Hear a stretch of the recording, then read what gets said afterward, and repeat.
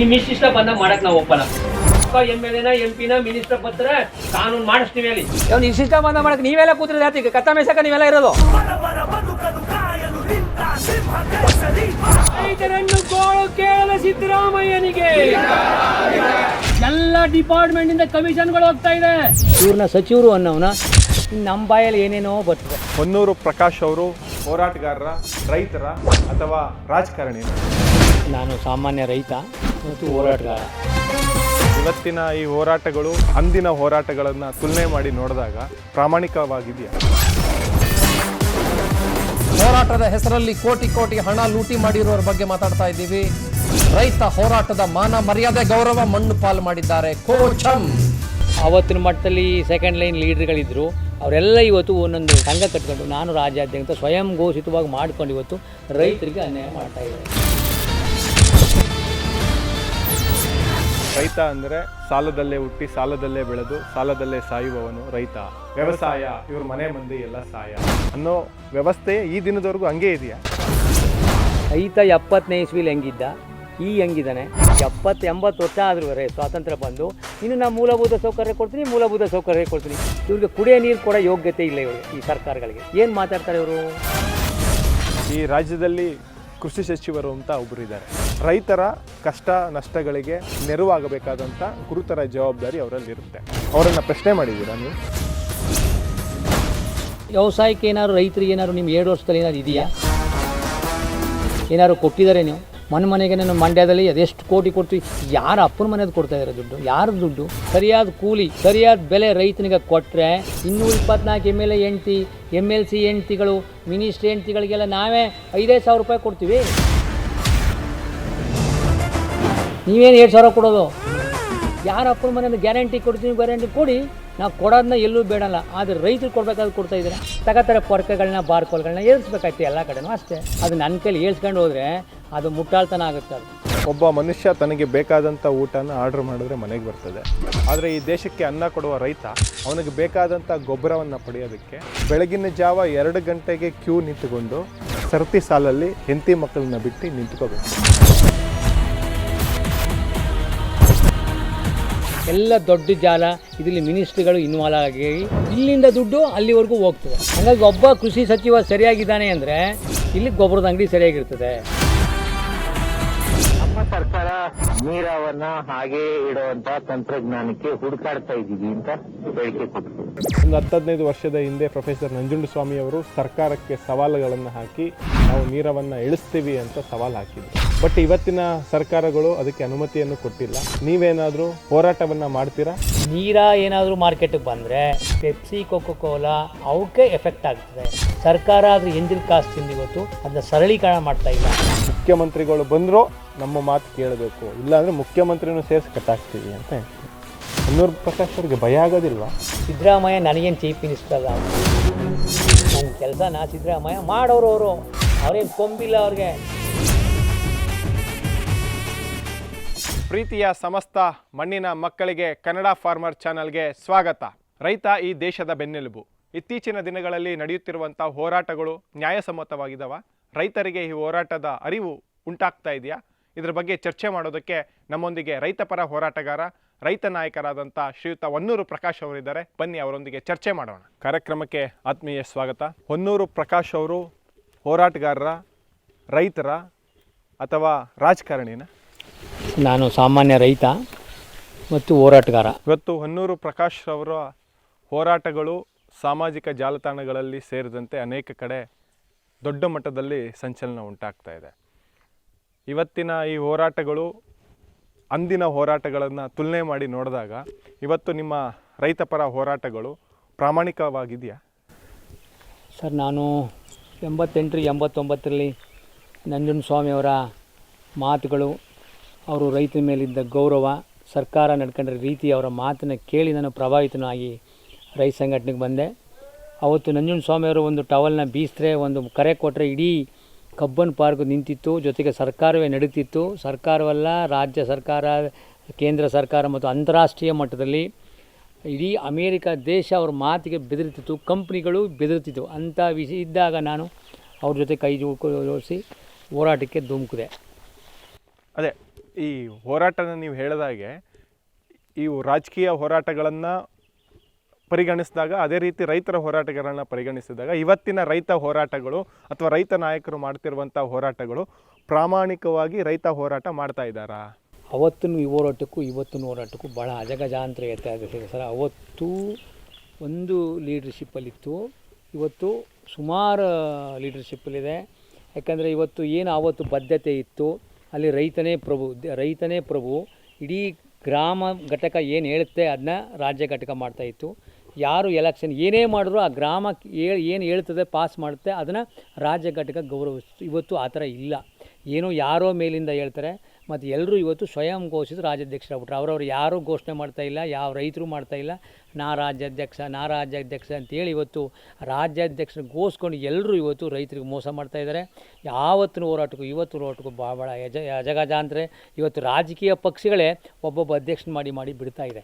ಇದಕ್ಕೆ ಕಾರಣ ಯಾರು? ಕಾರಣ ರೈತ ಸಂಘದ ಹೇಳ್ಕೊಂಡು ಲೀಡ್ರ್ಗಳೇ ಕಾರಣ. ರೈತರು ಯಾರೂ ಒಪ್ಪಿಲ್ಲ, ಅವ್ರನ್ನ ಅಧ್ಯಕ್ಷರು ಅಂತ ಒಪ್ಪಿಲ್ಲ. ರೈತರು ಅವರು ಪ್ರಾಮಾಣಿಕ ಕೆಲಸ ಮಾಡ್ಕೊತಾರೆ, ಬುಕ್ಕೊಂಡು ಹೊಲ ಉಳ್ತಾ ಇದ್ದಾರೆ, ಏನೋ ಮಾಡ್ತಾರೆ. ಆದರೆ ಏನೋ ಇವರು ಅವತ್ತಿನ ಮಟ್ಟದಲ್ಲಿ ಸೆಕೆಂಡ್ ಲೈನ್ ಲೀಡ್ರ್ಗಳಿದ್ದರು, ಅವರೆಲ್ಲ ಇವತ್ತು ಒಂದೊಂದು ಪಕ್ಷ ಕಟ್ಕೊಂಡು ಒಂದೊಂದು ಸಂಘ ಕಟ್ಕೊಂಡು ನಾನು ರಾಜ್ಯಾಧ್ಯಕ್ಷ ಸ್ವಯಂ ಘೋಷಿತವಾಗಿ ಮಾಡ್ಕೊಂಡು ಇವತ್ತು ರೈತರಿಗೆ ಅನ್ಯಾಯ ಮಾಡ್ತಾ ಇದ್ದಾರೆ. ನಾನು ಸಾಮಾಜಿಕ ಜಾಲತಾಣಗಳನ್ನು ಮತ್ತು ಇವತ್ತಿನ ಯುವ ಸಮುದಾಯವನ್ನು ನೋಡ್ತಾ ಇದ್ದಾಗ ಅನೇಕ ಯುವ ಸಮುದಾಯ ಮತ್ತು ಸಾಮಾಜಿಕ ಜಾಲತಾಣದಲ್ಲಿರುವಂಥ ಯುವಕರು ಹೇಳ್ತಾ ಇದ್ದಾರೆ, ಇವತ್ತಿನ ರೈತ ನಾಯಕರುಗಳಿಗೆ ಒಂದು ಹೊಲ ಇಲ್ಲ, ಅವರಿಗೆ ಜಮೀನೇ ಇಲ್ಲ, ಅವರಿಗೆ ಬೆಳೆ ಬಿತ್ತದೇ ಗೊತ್ತಿಲ್ಲ. ಅವರೆಲ್ಲರೂ ಕೂಡ ಹೋರಾಟಕ್ಕೆ ಬಂದು ಇವತ್ತು ದೊಡ್ಡ ಮಟ್ಟದ ನಾಯಕರಾಗ್ತಾ ಇದ್ದಾರೆ. ರೈತರ ಹೆಸರಲ್ಲಿ ನಾಯಕತ್ವವನ್ನು ಬೆಳೆಸ್ಕೊತಾ ಇದ್ದಾರೆ. ಇವರಿಗೆ ಭತ್ತ ಎಷ್ಟು ತಿಂಗಳಿಗೆ ಬೆಳಿಬೇಕು, ಭತ್ತ ಹೇಗೆ ಮಾಡಬೇಕು, ಅಕ್ಕಿ ಹೆಂಗೆ ತೆಗಿಬೇಕು ಅನ್ನೋ ಬೇಸಿಕ್ ಸೆನ್ಸೇ ಗೊತ್ತಿಲ್ಲ. ಅವರು ಕೂಡ ಇವತ್ತು ರೈತರ ಹೆಸರಲ್ಲಿ ನಾಯಕತ್ವವನ್ನು ಪಟ್ಟ ಕಟ್ಕೊಳ್ಳೋದಕ್ಕೆ ಬಂದಿದ್ದಾರೆ ಅಂತ ಹೇಳ್ತಾರೆ. ಹಂಗಾದರೆ ಈ ಸಾಮಾಜಿಕ ಜಾಲತಾಣಗಳಲ್ಲಿ ಬರುವಂಥ ಕಟು ಟೀಕೆಗಳನ್ನು ನೀವು ಸರಿ ಅಂತೀರಾ, ತಪ್ಪು ಅಂತೀರಾ? ಅವರು ಹೇಳ್ತಿರೋ ಮಾತುಗಳು ನಿಜಾನಾ? ನಾನು ಹೇಳೋ ಪ್ರಕಾರ ನಾನು ಬಂದಾಗ ಇವ್ರು ಯಾರೂ ಇಲ್ಲವೇ ಇಲ್ಲ. ಈಗೇನು ರಾಜ್ಯಾಧ್ಯಕ್ಷರು ಅಂತಿದ್ದಾರೆ, ಏನೋ ಕೆಲವು ಜನ ಇರ್ಬೋದು, ಉಳಿದಂತೆ 75 ಜನ ಇವತ್ತು ರೈತ ಸಂಘದಲ್ಲೇ ಇರಲಿಲ್ಲ. ಅವತ್ತು ಏನು ನಂಜುಂಡಸ್ವಾಮಿ ಅವರು ಸತ್ತೋದ ಮೇಲೆ ಅವ್ರ ಹಂತದಲ್ಲಿ ಒಂದಷ್ಟು ಜನ ಟವಲ್ಗಳು ಹಾಕೊಂಡು ಇವತ್ತು ನಾಯಕರು ಅನ್ಸ್ಕೊತಾ ಇದ್ದಾರೆ. ಜೊತೆಗೆ ನಿಜ ನೀವು ಹೇಳಿದಾಗ ಎಲ್ಲರೂ ಇಲ್ಲ, ಕೆಲವೊಂದು ಜನ ಪ್ರಾಮಾಣಿಕರಿದ್ದಾರೆ. ನಾನು 100% ಇಲ್ಲ, 25% ಇನ್ನು 75 ಏನು ಅಧ್ಯಕ್ಷಗಳಿದ್ದಾರೆ ಅವ್ರು ಎಲ್ಲರೂ ಸಿಟಿಗಳು ಲೀಡ್ ಮಾಡ್ಕೊಳ್ತಾ ಅವ್ರಿಗೆ ವ್ಯವಸಾಯ ಮಾಡೋದು ಗೊತ್ತಿಲ್ಲ. ವ್ಯವಸಾಯ ಜಮೀನಿನ ಎಲ್ಲೋ ತಮ್ಮನ್ನ ಉಳಿಸ್ಕೊಂಡು ಹಣನ ಉಳಿಸ್ಕೊಂಡು ಯಾವುದೋ ಒಂದು ಕಾರ್ಗೆ ಬೋರ್ಡ್ ಬೇಕು, ನನಗೊಂದು ಸ್ಥಾನ ಬೇಕು, ವಿಧಾನಸೌಧದಲ್ಲಿ ನನ್ನ ಕರೆದು ಮುಂದೆ ಕೂರಿಸ್ಬೇಕು, ಇನ್ನೆಲ್ಲ ಹೋದಾಗ ನಂಗೊಂದು ಇದಕ್ಕೋಸ್ಕರನೇ ಮಾಡ್ಕೊಂಡಿದ್ದಾರೆ ಹೊರತು ಅವ್ರಿಗೆ ಯಾರಿಗೂ ರೈತರ ಹಿತದೃಷ್ಟಿ ಇಲ್ಲ. ಅವ್ರಿಗೆ ಎಷ್ಟೆಷ್ಟು ಎಕರೆ ಜಮೀನಿದೆ, ಅವ್ರ ಬ್ಯಾಲೆನ್ಸ್ ಶೀಟ್ ಏನು, ದುಡ್ಡು ಮಾಡೋದೇ ಒಂದು ಜೀವನ ಮಾಡ್ಕೊಂಡು ಅಧಿಕಾರಿಗಳ ಹತ್ರ ದುಡ್ಡು ಇಸ್ಕೊಂಡು ರಾಜಕಾರಣಿಗಳ ದುಡ್ಡು ಕಾರ್ಯಕ್ರಮಗಳನ್ನ ಮಾಡ್ಕೊಂಡು ಇನ್ನೊಂದು ಕಡೆ ಧಿಕ್ಕಾರಿಗಳು ಕೂತ್ಕೊಂಡು ಹಿಂಗೆ ಮಾಡ್ತಿರೋ ಹೊರತು ಯಾರು ಹೊಲ ಉತ್ತು ನಿಜವಾಗಿ ರೈತ ನಾಯಕ ಅಂದರೆ ಅವನು ಹೊಲನೂ ಉಳಿಬೇಕು, ಕೆಲಸನೂ ಮಾಡಬೇಕು, ಅಲ್ಲಿ ಸಂಘಟನೆನೂ ಮಾಡಬೇಕು. ಇಡೀ ದೇಶ ಮಾಡೋಕ್ಕಾಗಲ್ಲ. ಅಟ್ಲೀಸ್ಟ್ ನಮ್ಮ ಜಿಲ್ಲೆ, ನಮ್ಮ ತಾಲೂಕು, ನಮ್ಮ ಇದರೊಳಗೆ ನಾವು ಒಂದಷ್ಟು ವ್ಯವಸಾಯನ ಮಾಡಿ ನನ್ನ ಜೀವನ ಯಾರೋ ದುಡ್ಡು ತಗೊಬಂದು ಎಲ್ಲೋ ಮಾಡಿ ನಾನು ನಾಯಕ ಅನ್ಸ್ಕೊಳ್ಳೋಕ್ಕಾಗಲ್ಲ. ನಿಜವಾದ ರೈತನೇ ನಾಯಕ, ಅವ್ನಿಗೆ ಯಾರೂ ಬೇಕಾಗಿಲ್ಲ. ಹಾಗಾಗಿ ಇವತ್ತು ನೀವು ಹೇಳೋ ಪ್ರಕಾರ ಎಲ್ಲರೂ ಇಲ್ಲ, ಆದರೆ ಜಾಸ್ತಿ ಜನ ಈ ಕೆಲಸನ ಮಾಡ್ತಾಯಿದ್ದಾರೆ. ಮತ್ತೊಂದು ನಮಗೆ ಬೇಸರ ಆಗುವಂಥದ್ದು ಮತ್ತು ಅನೇಕ ರೈತ ಹೋರಾಟಗಾರರನ್ನು ನೋಡಿದಾಗ ಬೇಸರ ಆಗುವಂಥದ್ದು ಏನು ಅಂತಂದರೆ, ಈ ರಾಜ್ಯದ ಅನೇಕ ಹೋರಾಟಗಾರರ ಮತ್ತು ನಾಯಕರ ಪ್ರತಿಮೆ ವಿಧಾನಸೌಧದ ಮುಂಭಾಗವಿದೆ. ಆದರೆ ಈ ದೇಶದ ದೊಡ್ಡ ಹೋರಾಟಗಾರರು, ರೈತರಿಗಾಗಿ ಹಗಲು ಇರಲು ದುಡಿದಂಥ ಪ್ರೊಫೆಸರ್ ನಂಜುಂಡಸ್ವಾಮಿಯವರ ಒಂದು ಪ್ರತಿಮೆಯನ್ನು ಈ ರಾಜ್ಯದಲ್ಲಿ ಅದು ಶಕ್ತಿಸೌಧದ ಮುಂದೆ ಕೂಡಿಸೋದಕ್ಕೆ ನಿಮ್ಮ ಇಡೀ ರೈತರು ಅವರ ಹೆಸರಿನಲ್ಲಿ ಬೇಳೆ ಬಯಸ್ಕೊಂಡಂಥ ಅನೇಕರು ಇದ್ದಾರೆ. ಅವ್ರು ಯಾರೂ ಕೂಡ ಮುಂದೆ ಬಂದು ಅವರ ಪ್ರತಿಮೆಯನ್ನು ವಿಧಾನಸೌಧದ ಮುಂದೆ ಪ್ರತಿಷ್ಠಾಪನೆ ಮಾಡಬೇಕು ಅಂತ ಒಂದೇ ಒಂದು ಬೇಡಿಕೆ ಕೂಡ ಇಟ್ಟಿಲ್ಲ. ಹಂಗಂದರೆ ನಂಜುಂಡಸ್ವಾಮಿಯವರ ಹೆಸರು ಬರೀ ಹೋರಾಟಕ್ಕಷ್ಟೇ ಮೀಸಲ? ಸರ್ಕಾರಗಳು ಮಾಡ್ತಾಯಿಲ್ಲ, ಇವರು ಕೇಳ್ತಾನೆ ಇಲ್ಲ. ನಾವು ಕಾಲ ನೋಡ್ತಾ ಇದ್ದೀವಿ ಏನು ಮಾಡ್ತಾಯಿದೆ, ಹೆಂಗೆ ಆಗ್ತಾಯಿದೆ ಅಂತ. ಕೊನೆಗೆ ಸರ್ಕಾರ ಮಾಡಿದಾಗ ಆ ಪ್ರತಿಮೆಯನ್ನು ನಾವೇ ರೈತರೇ ಅಲ್ಲಿ ಸ್ಥಾಪನೆ ಮಾಡೋಕ್ಕೆ ಕೊಡ್ತೀವಿ, ಅವ್ರಿಗೆ ಅವಕಾಶ ಕೊಡ್ತೀವಿ. ಸರ್ಕಾರಕ್ಕೆ ತಾಕತ್ತಿಲ್ಲದೆ ಹೋದರೆ, ಮಾಡದೆ ಹೋದರೆ, ಈ ರೈತ ನಾಯಕರು ಕೇಳದೆ ಹೋದರೆ ನಾವೇ ಮುಂದೆ ನಿಂತು ಆ ಪ್ರತಿಮೆನ ನಮ್ಮ ರೈತರ ದುಡ್ಡೇ ಅವರ ಏನು ಅಲ್ಲ ದುಡ್ಡು ಬಂದಿದೆ ಆ ದುಡ್ಡಕ್ಕಿಂತ ನಮ್ಮ ಪವಿತ್ರವಾದ ದುಡ್ಡಲ್ಲೇ ನಾವು ಕಲೆಕ್ಟ್ ಮಾಡಿ ವಿಧಾನಸೌಧ ಮುಂದೆ ನಾವೇ ಪ್ರತಿಮೆನ ನಿರ್ಧಾರ ಮಾಡಬೇಕಾದ್ರೆ ಅದಕ್ಕಿಂತ ಮುಂಚೆ ಸರ್ಕಾರ ಎತ್ಕೊಂಡು ಮಾಡಿದ್ರೆ ಒಳ್ಳೆಯದು ಅದು. ಮತ್ತು ನಮ್ಮ ನಾಯಕರು ಯಾರೂ ಕೇಳ್ತಾ ಇಲ್ಲ. ಈಗ ಅವರ ಸಿದ್ಧಾಂತನೇ ಇವ್ರಿಗೆ ಬೇಕಿಲ್ವಲ್ಲ. ನಂಜುಂಡಸ್ವಾಮಿಯವ್ರ ಸಿದ್ಧಾಂತ ನೀವು ಯಾರು ಅಳವಡಿಸ್ಕೊಂಡು ಎಲ್ಲರ ಕೈ ತಲೆ ಹೊಡ್ತಾರೆ. ಅವ್ರ ಉದ್ದೇಶ ಯಾರಿಗೂ ಹೂನಾರ ಹಾಕ್ಬಾರ್ದು, ಯಾರು ಹೂನಾರ ಹಾಕ್ಸ್ಕೋಬಾರ್ದು, ನಮ್ಮ ಕೆಲಸ ಮಾಡವ ನಾವ್ಯಾಕೆ ನಾನು ಪ್ರಭು ಅಂತ ಹೇಳ್ತಾಯಿದ್ರು ನಂಜುಂಡಸ್ವಾಮಿಯವರು. ಸ್ವಾಭಿಮಾನ ಸಂಕೇತವಾಗಿರ್ತಾವಿಲ್ಲ, ಸ್ವಾಭಿಮಾನದಿಂದ ಬದುಕಬೇಕು. ಎಲ್ಲರೂ ಭಿಕ್ಷೆ ಒಟ್ಕೊಂಡು ಟವಲ್ ಇಟ್ಕೊಂಡು ನಾವು ಇವತ್ತು ಕಾರ್ಯಕ್ರಮನ ಮಾಡ್ತಾಯಿದ್ವಿ. ಇವತ್ತು ಯಾವ ಲೀಡ್ರ್ ಆ ಥರ ಮಾಡ್ತಾಯಿದ್ದಾರೆ? ಎಲ್ಲಿ ಟವಲ್ ಓಡ್ತಾ ಇದ್ದಾರೆ? ಎಲ್ಲಿ ಎಲ್ಲ ಅವರ ದುಡ್ಡಲ್ಲಿ ಎತ್ಕೊಂಡು ಇನ್ಯಾರ್ದೋ ಕಂಪ್ನಿಗಳು ಇನ್ಯಾರೋ ರಾಜಕಾರಣದ ಇವತ್ತು ಕಾರ್ಯಕ್ರಮ ಮಾಡ್ತಾಯಿದ್ದಾರೆ. ರೈತರ ದುಡ್ಡಲ್ಲಿ ಯಾರೂ ಕಾರ್ಯಕ್ರಮ ಮಾಡ್ತಾಯಿಲ್ಲ. ಇವತ್ತು ನಾವು ಪ್ರತಿಯೊಂದು 10 ರೂಪಾಯಿ ಕೊಳ್ಳಿ, ಅದು ಅಮೂಲ್ಯವಾದ್ದು ಓಟು. ಆ ಥರ ಈಸ್ಕೊಂಡು ನಾವು 10 ರೂಪಾಯಿ ಈಸ್ಕೊಂಡು ಆ ಕೆಲಸ ಮಾಡ್ತಾಯಿದ್ದೀವಿ. ಹಾಗಾಗಿ ನಂಜುಂಡಸ್ವಾಮಿಯವರ ಸಿದ್ಧಾಂತ ಮೇಲೆ ಅವ್ರ ಮೇಲೆ ನಂಬಿಕೆ ಏನೋ ಫೋಟೋ ಹಾಕತ್ತಿದ್ದಾರೆ ಹೊರತು ಅವರ ಉದ್ದೇಶ ಅವರು ರೈತರಿಗೆ ಏನೇನು ಆಗಬೇಕು ಅನ್ನೋ ಏನು ಅವರ ಇಂಟೆನ್ಸಿಟಿ ಇತ್ತು ಯಾವ ರೈತ ಮುಖಂಡನಿಗೂ ಅದು ಬೇಕಾಗಿಲ್ಲ. ಈ ದೇಶದ ಈ ರಾಜ್ಯದ ಸುಪ್ರೀಂ ಯಾರು ನಿಮ್ಮ ಪ್ರಕಾರ?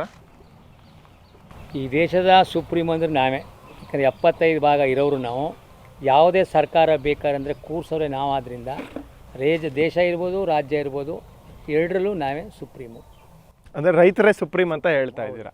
ನೀವು ನಿಮ್ಮ ಅನೇಕ ವಿಡಿಯೋಗಳಲ್ಲಿ ಮತ್ತು ನಿಮ್ಮ ಅನೇಕ ಹೋರಾಟಗಳಲ್ಲಿ ನಾನು ಕೂಡ ನೋಡಿದ್ದೀನಿ, ರೈತರನ್ನು ಸರ್ ಅಂತ ಕರೀರಿ ಅಂತ ಹೇಳ್ತಾ ಇದ್ದೀರಾ. ಅಂದರೆ ಅಧಿಕಾರಿಗಳು ರೈತರನ್ನು ಸರ್ ಅಂತ ಕರೆಯೋದೇ ಇಲ್ವಾ? ಇಲ್ಲ, ರೈತರೆಲ್ಲ ಯಾರೂ ಕರೆಯಲ್ಲ. ಅಂಗಡಿಗೆ ಹೋದ್ರು ರೀ ಅಂತಾರೆ. ರೈತರನ್ನ ಯಾರೂ ಗೌರವದಿಂದ ಕಾಣ್ತಾ ಇಲ್ಲ. ಅದಕ್ಕೆ ಕಾರಣ ಏನು? ಕಾರಣ ಅವನ್ನ ಏನೇನೋ ಅವನ ದೇಶಕ್ಕೆ ಅನ್ನ ಕೊಡೋ ಅನ್ನೋದ ಮನಸ್ಥಿತಿನೇ ಅವರಲ್ಲಿಲ್ಲ. ಆ ಗೌರವ ಅವ್ರು ಆ ಮನಸ್ಥಿತಿಲಿ ನೋಡ್ತಾನೇ ಇಲ್ಲ ಅವರು. ಯಾವನೋ ಒಬ್ಬ ಬಂದ ರೈತ ಏನೋ ಕೆಲಸ ಮಾಡಿಸ್ಕೊಂಡು ಹೋಯ್ತಾನೆ, ಅವನಿಂದ ಏನೋ ನಮ್ಮ ಮಟ್ಟದಲ್ಲಿದ್ದಾರೆ ಹೊರತು ಆ ಗೌರವ ಭಾವನದಲ್ಲಿ ಯಾರೂ ನೋಡ್ತಾ ಇಲ್ಲ ಅವನ. ಇಡೀ ದೇಶಕ್ಕೆ ಅನ್ನ ಕೊಡುವಂಥ ರೈತನಿಗೆ ಸರ್ ಅನ್ನುವ ಪದವನ್ನು ಬಳಸೋದಕ್ಕೆ ಅಧಿಕಾರಿಗಳು ಮೀನಾಮೇಷ ಎಣಿಸ್ತಾ ಇದ್ದಾರೆ. ಎನ್ನದೇ ಇಲ್ಲ ಅವರು. ಕೂತ್ಕೊಳ್ಳಿ ಅಂತ ಚೇರು ಇಲ್ಲ ಅವ್ರ ಹತ್ರ. ಒಂದು ಕಡೆ ಇರ್ಬೋದು, ಯಾವುದೋ ಒಂದು ಜಿಲ್ಲೆಯಲ್ಲಿ ಯಾರೋ ಒಂದು ಅಧಿಕಾರಿ. 99% ಜನ ಅಧಿಕಾರಿಗಳು ರಾಜಕಾರಣಿಗಳು ಅವನಿಗೆ ಗೌರವ ಕೊಡಲ್ಲ. ಇವತ್ತು ಸರ್ಕಾರವು ಕೂಡ ಒಂದು ಆದೇಶ ಮಾಡಿದೆ ಕಳೆದ ಒಂದು 10-15 ದಿನದಿಂದ, ಯಾರೇ ಹಿರಿಯರು ಬಂದರೆ ಅವರಿಗೊಂದು ಚೇರ್ ಕೊಟ್ಟು ಗೌರವಯುತವಾಗಿ ನಡೆಸ್ಕೊಳ್ಳಬೇಕು ಅಂತ. ಅದು ರೈತರಾದರೂ ಸರಿ, ಸಾಮಾನ್ಯ ಜನರಾದರೂ ಸರಿ. ನೀವು ಹೇಳ್ತಿರೋ ಪ್ರಕಾರ ರೈತರಿಗೆ ಗೌರವಯುತವಾಗಿ ನಡೆಸಿಕೊಡ್ತಿಲ್ಲ ಅಂತಂದರೆ ನೀವು ಯಾಕೆ ಸರ್ಕಾರದ ಮಟ್ಟದಲ್ಲಿ ಆಮೇಲೆ ಸಚಿವರ ಮಟ್ಟದಲ್ಲಿ ಒಂದು ಧ್ವನಿಯನ್ನು ಎತ್ತಿ ಇದಕ್ಕಾಗಿ ಒಂದು ಪ್ರತ್ಯೇಕವಾದಂಥ ಹೋರಾಟ ಮಾಡುವ ಅವಶ್ಯಕತೆ ಇತ್ತು? ನಮ್ಮ ಹೋರಾಟದಲ್ಲೆಲ್ಲ ಅದೇ ಇರೋದು ನಮ್ಮಲ್ಲಿ. ಫಸ್ಟು ನೀವು ಗೌರವ ಕೊಡೋದನ್ನ ಕಲೀರಿ, ನೆಕ್ಸ್ಟು ಆ ಗೌರವನ ತಗೊಳ್ಳಿ. ನಾವು ಹೇಳ್ತೀವಿ ನೀವು ತಗೊಂಡು ನೀನು ಅಂದರೆ ನಾನು ನೀನು, ಲೇ ಅಂದರೆ ಲೇ, ಲೋ ಅಂದರೆ ಲೋ, ಹಂಗೆ ಹೇಳ್ತೀವಿ ನಾವು. ಏನು ಯಾರೇ ಆದರೂ ಮುಲಾಜಿಲ್ಲದೆ ಯಾರಿಗೆ ಆದರೂ ನಾವು ಹೇಳೋದೇ ಹಂಗೆ. ನಿಮಗೆ ಫಸ್ಟು ಗೌರವನ ಕೊಡೋದು ಕಲ್ತ್ಕೊಳ್ಳಿ. ನಾವು ಕೊಡ್ತೀವಿ ಫಸ್ಟ್. ನಾವೆಲ್ಲಿ ಹೇಳೋದು ನಾವು ನೀವು ಅನ್ನಲ್ಲ, ಸಾರ್ ಅಂತೀವಿ. ಸಾರ್ ಅಂತ ನೀವು ಅಂತ ಜಗಳ ಮಾಡೋದು ನಾವು. ನೀನು ಅಂತ ಯಾವ ಪದನ ಉಪಯೋಗಿಸಲ್ಲ. ನಾವು ಎಲ್ಲ ತ ಹೇಳ್ತೀವಿ ನೀನು ಅನ್ನೋ ಪದ ಮಾಡಬೇಡಿ. ನೀವು ಸರ್ ಅಂತ ಯಾವ ಅಲ್ಲಿ ಪಿವಾನ್ಗೂ ನಾವು ಸರ್ ಅಂತ ಏನದು, ಅವನು ನಾವು ನೀವು ಅನ್ನಲ್ಲ. ಒಂದು ಗೌರವವಾಗಿರೋ ವ್ಯಕ್ತಿಗೆ ನಾವು ಗೌರವನೇ ಕೊಡ್ಬೇಕು, ಯಾರೇ ಆಗಿರಲಿ. ಅದನ್ನು ನಾವು ರೈತರು ಕೊಡ್ತೀವಿ, ಆದರೆ ಅವ್ರು ಕೊಡಲ್ಲ. ಪ್ರತಿ ಯಾವುದೇ ಹೋರಾಟದಲ್ಲಿ ನಾವು ಇದೇ ಮಾತು, ಫಸ್ಟು ರೈತರಿಗೆ ಚೇರ್ ಹಾಕಿ ಗೌರವ, ನೀವು ಕೆಲಸ ಮಾಡಿಕೊಡೋದು ನೆಕ್ಸ್ಟ್ ಕ್ವಶನ್ನು. ಫಸ್ಟು ಗೌರವ ಕೊಡೋದು ಕಲಿತೀವಿ ಅಂತ ನಾವು ಒತ್ತಾಯ ಮಾಡ್ತಾಯಿದ್ದೀವಿ. ಆದರೂ ಒಂದೊಂದು ಕಡೆ ಆ ಬೇಜವಾಬ್ದಾರಿತನ ಮಾಡ್ತಾಯಿದ್ದಾರೆ. ಒಂದೊಂದು ಕಡೆ ಏಟು ಹೊಡಿತಾರೆ ರೈತರಿಗೆ. ಅದು ಮೊನ್ನೆನೂ ನಡೆದಿದೆ ನಮಗೆ ಫಾರೆಸ್ಟ್ ಇಲಾಖೆಯಲ್ಲಿ. ಅವೆಲ್ಲ ಆಗ್ತವೆ. ಆದರೂ ಅದಾದ ತಕ್ಷಣ ರೈತ ಸಂಘ ಹೋರಾಟ ಮಾಡಿ ಎಚ್ಚರಿಸ್ತಿದ್ದೀವಿ ನಾವು. ರೈತ ಮತ್ತು ವ್ಯವಸಾಯ ಅಂದರೆ ನಾನು ಶಾಲೆಯಿಂದನೂ ಕೂಡ ಅನೇಕ ಪ್ರಬಂಧಗಳನ್ನ ಬರೆದಿದ್ದೀನಿ. ರೈತ ಅಂದರೆ ಸಾಲದಲ್ಲೇ ಹುಟ್ಟಿ ಸಾಲದಲ್ಲೇ ಬೆಳೆದು ಸಾಲದಲ್ಲೇ ಸಾಯುವವನು ರೈತ. ವ್ಯವಸಾಯ ಇವ್ರ ಮನೆ ಮಂದಿ ಎಲ್ಲ ಸಾಯ ಅನ್ನೋ ವ್ಯವಸ್ಥೆ ಈ ದಿನದವರೆಗೂ ಹಂಗೆ ಇದೆಯಾ? ಇದೆ. ಅದರಲ್ಲಿ ನೋಡಿ, ವ್ಯವಸಾಯದಲ್ಲಿ ಕಾನೂನನ್ನು ಚೇಂಜ್ ಮಾಡಿಲ್ಲ. ರೈತನ ಪರ ಕಾನೂನುಗಳು ಮಾಡ್ತಾಯಿಲ್ಲ. ರೈತನಿಗೆ ಅಪ್ಲೈ ಆಗಂತ ಕಾನೂನು ಮಾಡ್ತಾರೆ. ಎಲ್ಲರೂ ನಾವೇನೂ ಕೇಳಿಲ್ಲ ಆ ಕಾನೂನುಗಳು ಮಾಡ್ತಾರೆ. ನಾವು ಇಷ್ಟು ವರ್ಷ ಹೋರಾಟ ಮಾಡೀವಿ, ಆ ಕಾನೂನು ಜಾರಿ ಮಾಡ್ತಾಯಿಲ್ಲ. ರೈತ 70ನೇ ಇಸ್ವಿಲಿ ಹೆಂಗಿದ್ದ, ಹೆಂಗಿದ್ದಾನೆ, ಅವತ್ತು ಹೆಂಗಿತ್ತು ಅವ್ನು ಬೆಳೆದಂಥ ಪದಾರ್ಥಗಳಿಗೆ, ಇವತ್ತು ಹೆಂಗಿದೆ. ಅವ್ರ ಸಂಬಳ ಸಾರಿಗಳೆಲ್ಲ 1000 ಪಟ್ಟು ಹೆಚ್ಚಿಕೊಂಡಿದೆ. 70ನೇ ಇಸ್ವಿಯಿಂದ ಇಲ್ಲಿವರೆಗೆ ನೋಡಿದ್ರೆ 1000 ಪಟ್ಟು ಅವರವೆಲ್ಲ ಬಾಡಿಗೆ, ಸಂಬಳ, ಸಾರಿಗೆಗಳೆಲ್ಲ 1000 ಪಟ್ಟು ಹೆಚ್ಚಿದೆ. ನಮ್ಮದು ಬರೀ 30 ಪಟ್ಟು ಹೆಚ್ಚಿದೆ, 30-35 ಪಟ್ಟು ಹೆಚ್ಚಿದೆ ಅಷ್ಟೇ. ನಮ್ಮದು 100 ಪಟ್ಟು ಹೆಚ್ಚಿದೆ. ಇವತ್ತು ನಾವು ಭಾಳ ಶ್ರೀಮಂತರಾಗ್ತೀವಿ. ಹಾಗಾಗಿ ಕಾನೂನುಗಳು ಎಲ್ಲಿ ಮಾಡಿದ್ದಾರೆ. ಇನ್ನೂ ನೀರಾವರಿ ಯೋಜನೆಗಳನ್ನೇ ಕೊಡೋಕ್ಕಾಯ್ತಿಲ್ಲ. ಕುಡಿಯೋ ನೀರು ಕೊಡೋಕ್ಕಾಗಲಿ ಇವ್ರಿಗೆ. ಇನ್ನೇನು ಕೊಡೋದು ಬೇಡ. ಚರಂಡಿ, ಇನ್ನೂ ಯಾವುದೇ MLA ಗೆದ್ದರೂ ನಾನು ಇನ್ನೂ ಮೂಲಭೂತ ಸೌಕರ್ಯ ಕೊಡ್ತೀನಿ. ಮೂಲಭೂತ ಸೌಕರ್ಯ, ಚರಂಡಿ ನೀರು, ಕುಡಿಯೋ ನೀರು, ಆಸ್ಪತ್ರೆಗಳು 70-80 ವರ್ಷ ಆದರೂ ಸ್ವಾತಂತ್ರ್ಯ ಬಂದು ಇನ್ನು ನಾನು ಮೂಲಭೂತ ಸೌಕರ್ಯ ಕೊಡ್ತೀನಿ. ಇನ್ನು ಕುಡಿಯೋಕ್ಕೆ ನೀರಿಗೆ ಇವತ್ತು ಗಲಾಟೆ ನಡೀತದೆ. ಕುಡಿಯೋ ನೀರಿಗೆ ಇವ್ರಿಗೆ ಕುಡಿಯೋ ನೀರು ಕೊಡೋ ಯೋಗ್ಯತೆ ಇಲ್ಲ ಇವ್ರಿಗೆ, ಈ ಸರ್ಕಾರಗಳಿಗೆ. ಏನು ಮಾತಾಡ್ತಾರೆ ಇವರು ಕೇಳಿ. ಯಾವುದಾದ್ರು ಊರುಗಳಿಗೂ ಕುಡಿಯೋ ನೀರು ಸಫಿಷಿಯೆಂಟ್ ಕುಡಿಯೋ ನೀರು ಇಲ್ಲ. ಆ ಕುಡಿಯೋ ನೀರು ಕೊಟ್ಟರು ಅದಕ್ಕೆ ರೋಗ ವಿಷಮುಕ್ತ ನೀರು ಕೊಡ್ತಾ ಇದ್ದಾರೆ, ಒಳ್ಳೆ ನೀರು ಕೊಡ್ತಾ ಇಲ್ಲ. ನೀರಿನಿಂದ ಕ್ಯಾನ್ಸರ್ ಬರ್ತಾ ಇದೆ ಇವತ್ತು. ಕುಡಿಯೋ ನೀರನ್ನೇ ಕೊಡೋಕ್ಕಾಗದಿದೆ ಅವರಿಗೆ. ಏನು ಕೊಡ್ತಾರೆ ಇವರು ರೈತರಿಗೆ? ಇವರು ಯಾರು ಅಪ್ಪನ ಮನೇಲಿ ಕೊಡ್ತಾರೆ? ರೈತ ಇವತ್ತು ಬಂಡವಾಳ ಹಾಕಿದನಲ್ಲ, ಬಂಡವಾಳ, ಅದನ್ನ ಯಾರು ಬಂಡವಾಳ ಅಂತ ಹೇಳ್ತಾರೆ. ಇವತ್ತು ಒಂದು ಪಂಪ್ ಸೆಟ್ ಮಾಡ್ಬೇಕಾರೆ 3 ಲಕ್ಷ ರೂಪಾಯಿ ಖರ್ಚಾಗ್ತಿದೆ. ಇಡೀ ಕರ್ನಾಟಕದಲ್ಲಿ 30 ಲಕ್ಷ ಪಂಪ್ ಸೆಟ್ಗಳಿವೆ. 30 ಲಕ್ಷ ಪಂಪ್ ಇಂಟು 3 ಲಕ್ಷ ಎಷ್ಟಾಯಿತು? ಎಷ್ಟು ಕೋಟಿ ಆಯಿತು? ಅವನ ಬಾರ್ಕಾಣಿಗಳು, ಅವನ ಹಗ್ಗ, ಅವನ ಏರು, ಅವನ ಟ್ರ್ಯಾಕ್ಟ್ರುಗಳು, ಅವನ ಜಮೀನು ಬಂಡವಾಳ ಹಾಕೋದು ಲೆಕ್ಕ ಹಾಕಿದ್ರೆ ಇವ್ರೇನು ಬಜೆಟ್, ಈ ಬಜೆಟ್ 10 ಬಜೆಟ್ ಆಗೋಯ್ತು ನಮ್ಮ ದುಡ್ಡು. ಇದನ್ನ ಯಾಕೆ ಬಂಡವಾಳ ಅಂತ ಪರಿಗಣಿಸಲ್ಲ? ಯಾವನೋ 1000 ಕೋಟಿ ಕೊಡ್ಬಿಟ್ರೆ ಅವನು ರತ್ನಗಂಬಳಿ ಆಸೆ ಕರ್ಕೊಂಬತ್ತಾರೆ, ಇವ್ನು 1000 ಕೋಟಿ ಕೊಡ್ಬಿಟ್ಟ ಅಂತ. ಎಷ್ಟು ಕೋಟಿ ಆಗ್ತಾಯಿದ್ದಾನೋ ಈ ದೇಶಕ್ಕೆ? ಎಷ್ಟು ಕೋಟಿ? 1 ಎಕರೆಗೆ 50,000 ರೂಪಾಯಲ್ಲಿ ಇವತ್ತು ವ್ಯವಸಾಯ ಮಾಡೋಕ್ಕಾಯ್ತಲ್ಲ. ಯಾತಕ್ಕೆ? ಆ ಬಂಡವಾಳ ಹಾಕಿ ಯಾರು ಕೊಡ್ತಾನೆ ರೈತ? ಒಬ್ಬನೇ ತಿನ್ಕತಾನ? ಇಡೀ ದೇಶಕ್ಕೆ ತಾನೇ ಕೊಡೋದವನು. ಮತ್ತು ಇಡೀ ದೇಶ ಕೊಟ್ಟು ಎಷ್ಟು ಬಂಡವಾಳ ಹಾಕಿದೆ ನಾವು? ಒಂದು ಪಂಪ್ ಸೆಟ್ಗೆ 3 ಲಕ್ಷ, ಇಡೀ 30 ಲಕ್ಷ ಪಂಪ್ ಸೆಟ್ಗೆ ಎಷ್ಟಾಯಿತು? ನಮ್ಮ ಜಿಲ್ಲೆಯಲ್ಲಿ 75,000 ಪಂಪ್ ಸೆಟ್ಗಳಿವೆ. ಎಷ್ಟು ದುಡ್ಡಾಯಿತು? ಆ ಬಾರ್ಕಾಣಿಗಳಿಗೆ ಎಷ್ಟಾಯಿತು? ಎತ್ತುಗಳಿಗೆ ಎಷ್ಟಾಯಿತು? ಟ್ರ್ಯಾಕ್ಟ್ರುಗಳಿಗೆ ಎಷ್ಟಾಯಿತು? ಆ ದೊಣ್ಣೆ, ಕಳ್ಕೊಟ್ಟು, ಕುಡುಗ್ಲಿ, ಇದಕ್ಕೆಲ್ಲ ಯಾರು ಬಂಡವಾಳ ಹಾಕಿದರು? ಇದನ್ನು ಬಂಡವಾಳ ಅಂತ ಪರಿಗಣಿಸಲ್ಲ. ಏನು ಇವರು ಎಕನಾಮಿಸ್ಟು, ನಾವು ಹಂಗೆ ಹಿಂಗೆ ಅಂತಾರಲ್ಲ, ಅವ ಅಷ್ಟು ಕೋಟಿ ಕೊಟ್ಟ, ನೀವು ಇಷ್ಟು ಕೋಟಿ ಕೊಟ್ಟ, ದಾನ ಕೊಟ್ಬಿಟ್ಟು ಇದನ್ನು ಯಾರೂ ಪರಿಗಣಿಸಲ್ಲ ಪ್ರಪಂಚದಲ್ಲಿ. ಇವರು ಬಜೆಟು ಏನೇನು ಅಲ್ಲ ನಮ್ಮ ಮುಂದೆ, ರೈತರ ಮುಂದೆ ಬಜೆಟ್ಟೇ ಅಲ್ಲ. ಹಾಗಾಗಿ ತಿಳ್ಕೋಬೇಕು ರಾಜಕಾರಣಿಗಳು, ರೈತರನ್ನ ಇವೆಲ್ಲ ಹಾಕಿದನಲ್ಲ ಬಂಡವಾಳ ಹೂಡಿದನಲ್ಲ, ಇದನ್ನು ಬಂಡವಾಳ ಅಂತ ಪರಿಗಣಿಸಿ, ಆಗ ಗೊತ್ತಾಗುತ್ತೆ ನಿಮಗೆ. ಈ ರಾಜ್ಯದಲ್ಲಿ ಕೃಷಿ ಸಚಿವರು ಅಂತ ಒಬ್ಬರು ಇದ್ದಾರೆ, ನಿಮಗೆ ಗೊತ್ತಿರಬೇಕು. ಕರ್ನಾಟಕದಲ್ಲಿ ಸುಮಾರು 940ಕ್ಕೂ ಅಧಿಕ ರೈತರು ಇತ್ತೀಚೆಗೆ ಆತ್ಮಹತ್ಯೆ ಮಾಡ್ಕೊಂಡಿದ್ದಾರೆ. ಅದಕ್ಕೆ ಕಾರಣ ಇವತ್ತಿನ ಮಳೆ, ಇವತ್ತಿನ ಈ ಬೆಳೆ ಪರಿಸ್ಥಿತಿಗಳು ಅನ್ನೋದು, ಅದು ಬಿಟ್ಟು ಬೇರೆ ಕಾರಣವೇ ಇಲ್ಲ. ಆದರೆ ಅದಕ್ಕೆ ಸಂಬಂಧಪಟ್ಟಂಥ ಸಚಿವರು ಅವರಿಗೊಂದು ಸಾಂತ್ವನ ಹೇಳಿದಾರಾ ಅಥವಾ ಪರಿಹಾರ ಏನಾರು ಕೊಟ್ಟಿದ್ದಾರಾ? ಸರ್, 947 ಪ್ರತಿ ಅರ್ಧ ಗಂಟೆಗೆ ಒಬ್ಬ ರೈತ ಸಾಯವನ್ನಪ್ಪ ಇಡೀ ದೇಶದಲ್ಲಿ. ಅವರು ಹೇಳ್ತಾರೆ ಕೇಂದ್ರ ಸರ್ಕಾರದ ಸ್ಯಾಂಪಲ್ ಏನು ನ್ಯಾಷನಲ್ ಸ್ಯಾಂಪಲ್ ಸರ್ವೆ ಏನೋ ಬರ್ತದೆ, ಅದರಲ್ಲಿ ಪ್ರತಿ ಅರ್ಧ ಗಂಟೆಗೆ ಒಬ್ಬ ರೈತ ಆತ್ಮಹತ್ಯೆ ಮಾಡಿ, ಅವ್ರ ಪ್ರಕಾರನೇ ಆ ಥರ ನಡೀತಾ ಇರ್ಬೇಕಾದ್ರೆ ಯಾಕೆ ನಡೀತದೆ ಅಂತ ಯಾವ ಸಚಿವರುಗಳು ರಾಜ್ಯ ಸರ್ಕಾರ ಸಚಿವರಿರ್ಬೋದು, ಕೇಂದ್ರ ಸರ್ಕಾರ ಯಾರೂ ಅನಾಲಿಸಿಸ್ ಮಾಡ್ತಾಯಿಲ್ಲ. ಯಾಕೆ ಸಾಯ್ತಾ ಇದ್ದಾರೆ? ಅನ್ನ ಹಾಕೋದ ರೈತ ಯಾಕೆ ಸಾವನ್ನಪ್ತಿದ್ದಾನೆ? ಒಂದು ಕಾಳು ಹಾಕಿ 1000 ಕಾಳು ಬೆಳೆ ರೈತ ಯಾಕೆ ಮಾಡ್ತಾಯಿದ್ದಾನೆ? ರಾಜ್ಯ ಸರ್ಕಾರ ಪ್ರತಿ ವರ್ಷ ಇದೇ ಪ್ರಾಬ್ಲಮ್. ಪ್ರವಾಹ ಬರ್ತಾ ಇದೆ, ಅಲ್ಲಿಗೆ ಹೋಗಿ ಇವ್ರು ಬೇಡಿ ಏನು ಸಾಂತ್ವನ ಹೇಳೋಕ್ಕಾಗಲ್ಲ ಅಂದಮೇಲೆ ಇವರು ಏನು ಕೆಲಸ ಮಾಡ್ತಾಯಿದ್ದಾರೆ ಇವರು? ಮೊನ್ನೆ ಹೇಳ್ತಾರೆ, ಮನೆಗೆ ನಾನು ಮಂಡ್ಯದಲ್ಲಿ ಅದೆಷ್ಟು ಕೋಟಿ ಕೊಡ್ತೀವಿ. ಯಾರು ಅಪ್ಪನ ಮನೆಯದು ಕೊಡ್ತಾಯಿದ್ದಾರೆ ದುಡ್ಡು? ಯಾರು ದುಡ್ಡು? ನಮ್ಗೆ ವೈಜ್ಞಾನಿಕ ಬೆಲೆ ಕೊಡಿ. 224 MLA ಹೆಂಡ್ತಿ, MLC ಹೆಂಡ್ತಿಗಳು, ಮಿನಿಸ್ಟ್ರಿ ಹೆಂಡ್ತಿಗಳಿಗೆಲ್ಲ ನಾವೇ 5,000 ರೂಪಾಯಿ ಕೊಡ್ತೀವಿ. ನೀವೇನು 2,000 ಕೊಡೋದು? ನಮ್ಗೆ ಸರಿಯಾದ ಕೂಲಿ, ಸರಿಯಾದ ಬೆಲೆ ರೈತನಿಗೆ ಕೊಟ್ಟರೆ ನಿಮ್ಮ ಮನೆ ಹೆಂಗಸರಿಗೆಲ್ಲ ನಾವೇ 5,000 ರೂಪಾಯಿ ಕೊಡ್ತೀವಿ ಅಂತ ಹೇಳಿದ್ರಿ ಮೊನ್ನೆ ಎಲ್ಲರಿಗೂ. ಆ MLCಗಳು, MP ಗಳಿರ್ಬೋದು, ಮತ್ತು MLAಗಳಿರ್ಬೋದು, ಪ್ರತಿಯೊಬ್ಬರ ಮನೆಗೆ ನಾನು 5,000 ರೂಪಾಯಿ ಕೊಡ್ತೀವಿ ನಾವು ರೈತರು. ವೈಜ್ಞಾನಿಕ ಬೆಲೆ ವೈಜ್ಞಾನಿಕಲ್ಲಿ ಕೊಡಿ. ಯಾರು ಅಪ್ಪನ ಮನೆಯಿಂದ ಗ್ಯಾರಂಟಿ ಕೊಡ್ತೀವಿ, ಗ್ಯಾರಂಟಿ ಕೊಡಿ. ಯಾರು ಬೇಡ ನಿಮ್ಮ ಅಂದರೆ? ನಾವು ಕೊಡೋದನ್ನ ಎಲ್ಲೂ ಬೇಡಲ್ಲ, ಆದರೆ ರೈತರು ಕೊಡಬೇಕಾದ್ರೆ ಕೊಡ್ತಾಯಿದ್ದೀರಾ, ಸಾಂತ್ವನ ಹೇಳ್ತಾ ಇದ್ದಾರೆ. ಅಲ್ಲಿ ಕೂತ್ಕೊಂಡು ಏನೇನೋ ಇದುವರೆಗೆ ವ್ಯವಸಾಯಕ್ಕೆ ಏನಾದ್ರು ರೈತರಿಗೆ ಏನಾದ್ರು ನಿಮ್ಮ 2 ವರ್ಷದಲ್ಲಿ ಏನಾದ್ರು ಇದೆಯಾ? ಏನಾದ್ರು ಕೊಟ್ಟಿದ್ದಾರೆ ನೀವು? ಏನೂ ಕೊಟ್ಟಿಲ್ಲ. ಬರೀ ಸುಳ್ಳು ಹೇಳ್ಕೊಂಡು ಗ್ಯಾರಂಟಿ ಕೊಡಿ. ನಾವು ಕೊಡೋದು ಬೇಡ ಅನ್ನಲ್ಲ, ವಿರೋಧಿಸಲ್ಲ. ಆದರೆ ಯಾರ್ಯಾರು ಏನೇನು ಕೊಡಬೇಕು, ಎಲ್ಲೆಲ್ಲಿ ಏನೇನು ಕೊಡಬೇಕು ಅವ್ರಿಗೆಲ್ಲ ಕೊಡಿ. ವಾಚರ್ಗಳು ಸಂಬಳ ಕೊಡೋಕ್ಕಾಯ್ತಲ್ಲ. ನೀವು ಕಾಡ್ಲಿ ಫಾರೆಸ್ಟ್ ವಾಚರ್ಗಳಿಗೆ ಕೊಡದೆ ಇವತ್ತು ಆನೆಗಳೆಲ್ಲ ದಾಳಿ ಮಾಡ್ತವೆ. ಯಾಕೆ ನೀವು ಅವ್ರಿಗೆ ವಾಚರ್ಗಳ ಸಂಬಳ ಕೊಟ್ಟಿಲ್ಲ? ಹೀಗಾಗಿ ಯಾರ್ಯಾರು ಏನೇನು ಕೊಡಬೇಕು, ಏನೇನು ಬಜೆಟ್ ಮಾಡಿದ್ದೀರಾ, ನೀರಾವರಿ ಯೋಜನೆಗಳು ಯಾಕೆ ಜಾರಿ ಮಾಡ್ತಾ ಇಲ್ಲ? ಹಾಗಾಗಿ ಸಾಂತ್ವನ ಹೇಳೋಕ್ಕೂ ಅವ್ರಿಗೆ ತಾಕತ್ತೆ. ಹೋದ್ರೆ ಕೇಳ್ತಾರೆ ಜನ, ಉತ್ತರ ಕೊಡೋಕ್ಕಾಗಲ್ಲ. ಯಾಕೆ ಬರ ಬಂತು, ಯಾಕೆ ನೆರೆ ಬಂತು, ಇದೆಲ್ಲ ಶಾಶ್ವತವಾದ ಬರ ಯಾಕೆ ಬರ್ತದೆ, ಅದೆಲ್ಲ ಮಾಡಿ ಅಂದರೆ ಅದು ಮಾಡೋಕ್ಕೆ ಇಷ್ಟ ಇಲ್ಲ ಅವ್ರಿಗೆ. ಈಗ ಉತ್ತರ ಕರ್ನಾಟಕದಲ್ಲಿ ಬಹಳ ಮಳೆ ಬಂದು ಪ್ರವಾಹ ಪರಿಸ್ಥಿತಿ ಆಗಿದೆ, ಹಿಂದೆನೂ ಕೂಡ ಆಗಿತ್ತು. ಕೃಷಿ ಸಚಿವರು ಅನಿಸ್ಕೊಂಡವರು ಕನಿಷ್ಠ ಸೌಜನ್ಯಕ್ಕೂ ಒಂದು ಭೇಟಿ ನೀಡಿಲ್ಲ. ಹಾಗಾಗಿ ಆದವರಿಗೆ ತನ್ನದೇ ಆದಂಥ ಜವಾಬ್ದಾರಿ ಇರುತ್ತೆ. ಅದರಲ್ಲೂ ಕೃಷಿ ಸಚಿವರಾದವರಿಗೆ ಈ ರಾಜ್ಯದ ರೈತರ ಕಷ್ಟ ನಷ್ಟಗಳಿಗೆ, ಸುಖ ದುಃಖಗಳಿಗೆ ನೆರವಾಗಬೇಕಾದಂಥ ಗುರುತರ ಜವಾಬ್ದಾರಿ ಅವರಲ್ಲಿರುತ್ತೆ.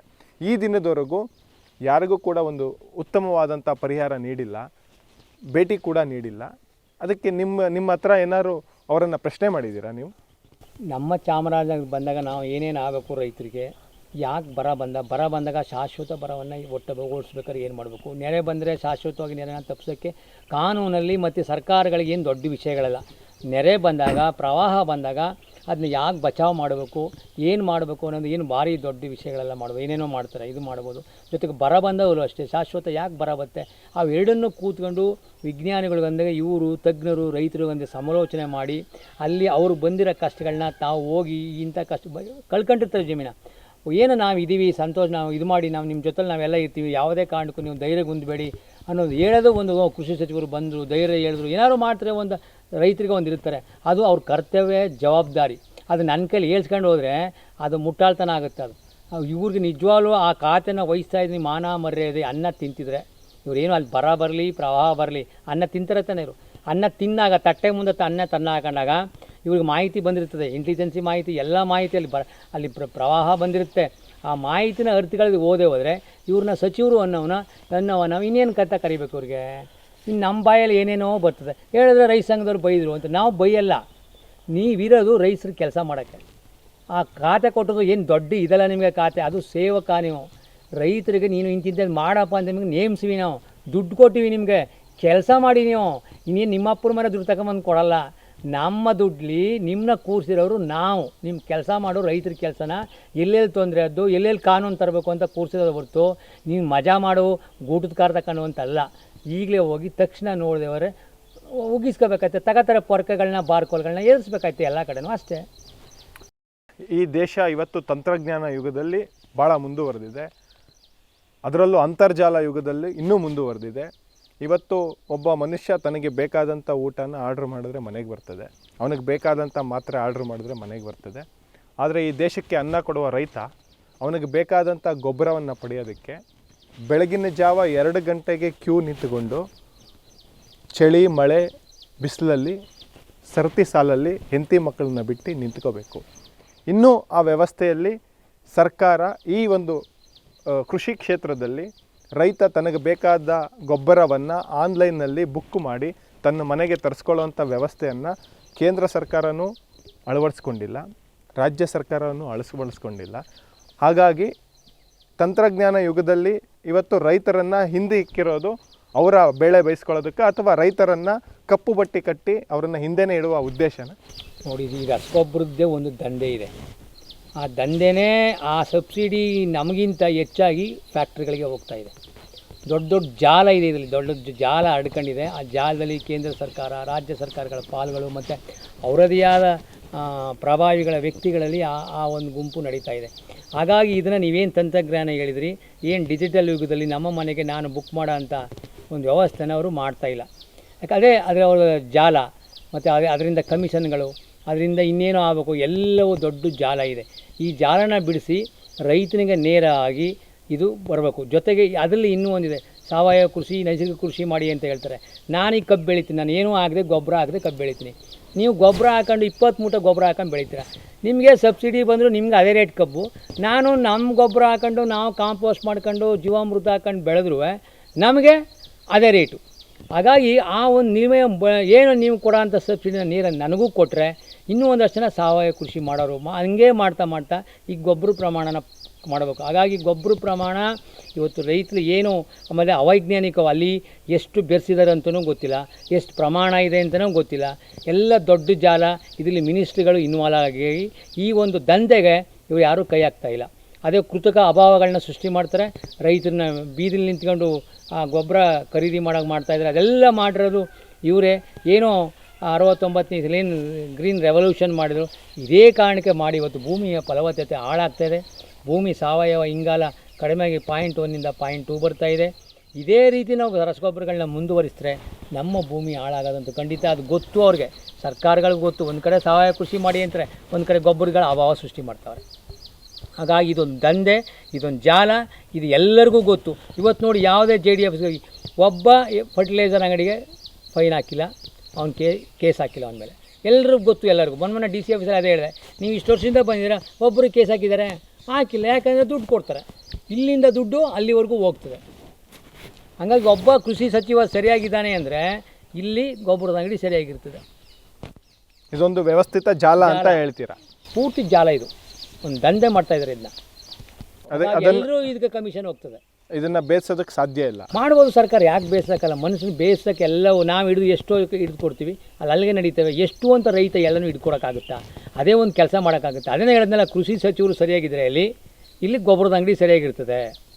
ಅಲ್ಲಿ ಕೃಷಿ ಸಚಿವರು ಸರಿ ಇಲ್ಲ ಅಂದರೆ ಇಲ್ಲಿ ಗೊಬ್ಬರದ ಅಂಗಡಿ ಸರಿ ಇರಲ್ಲ. ದೇವನಹಳ್ಳಿಯಲ್ಲಿ ರೈತರ ಭೂಮಿಗಾಗಿ ಮಾಡಿದಂಥ ಹೋರಾಟ ಸಕ್ಸಸ್ ಆಯಿತಾ ಅಥವಾ ಸರ್ಕಾರ ನಿಮ್ಮನ್ನು ದಾರಿ ತಪ್ಪಿಸ್ತಾ?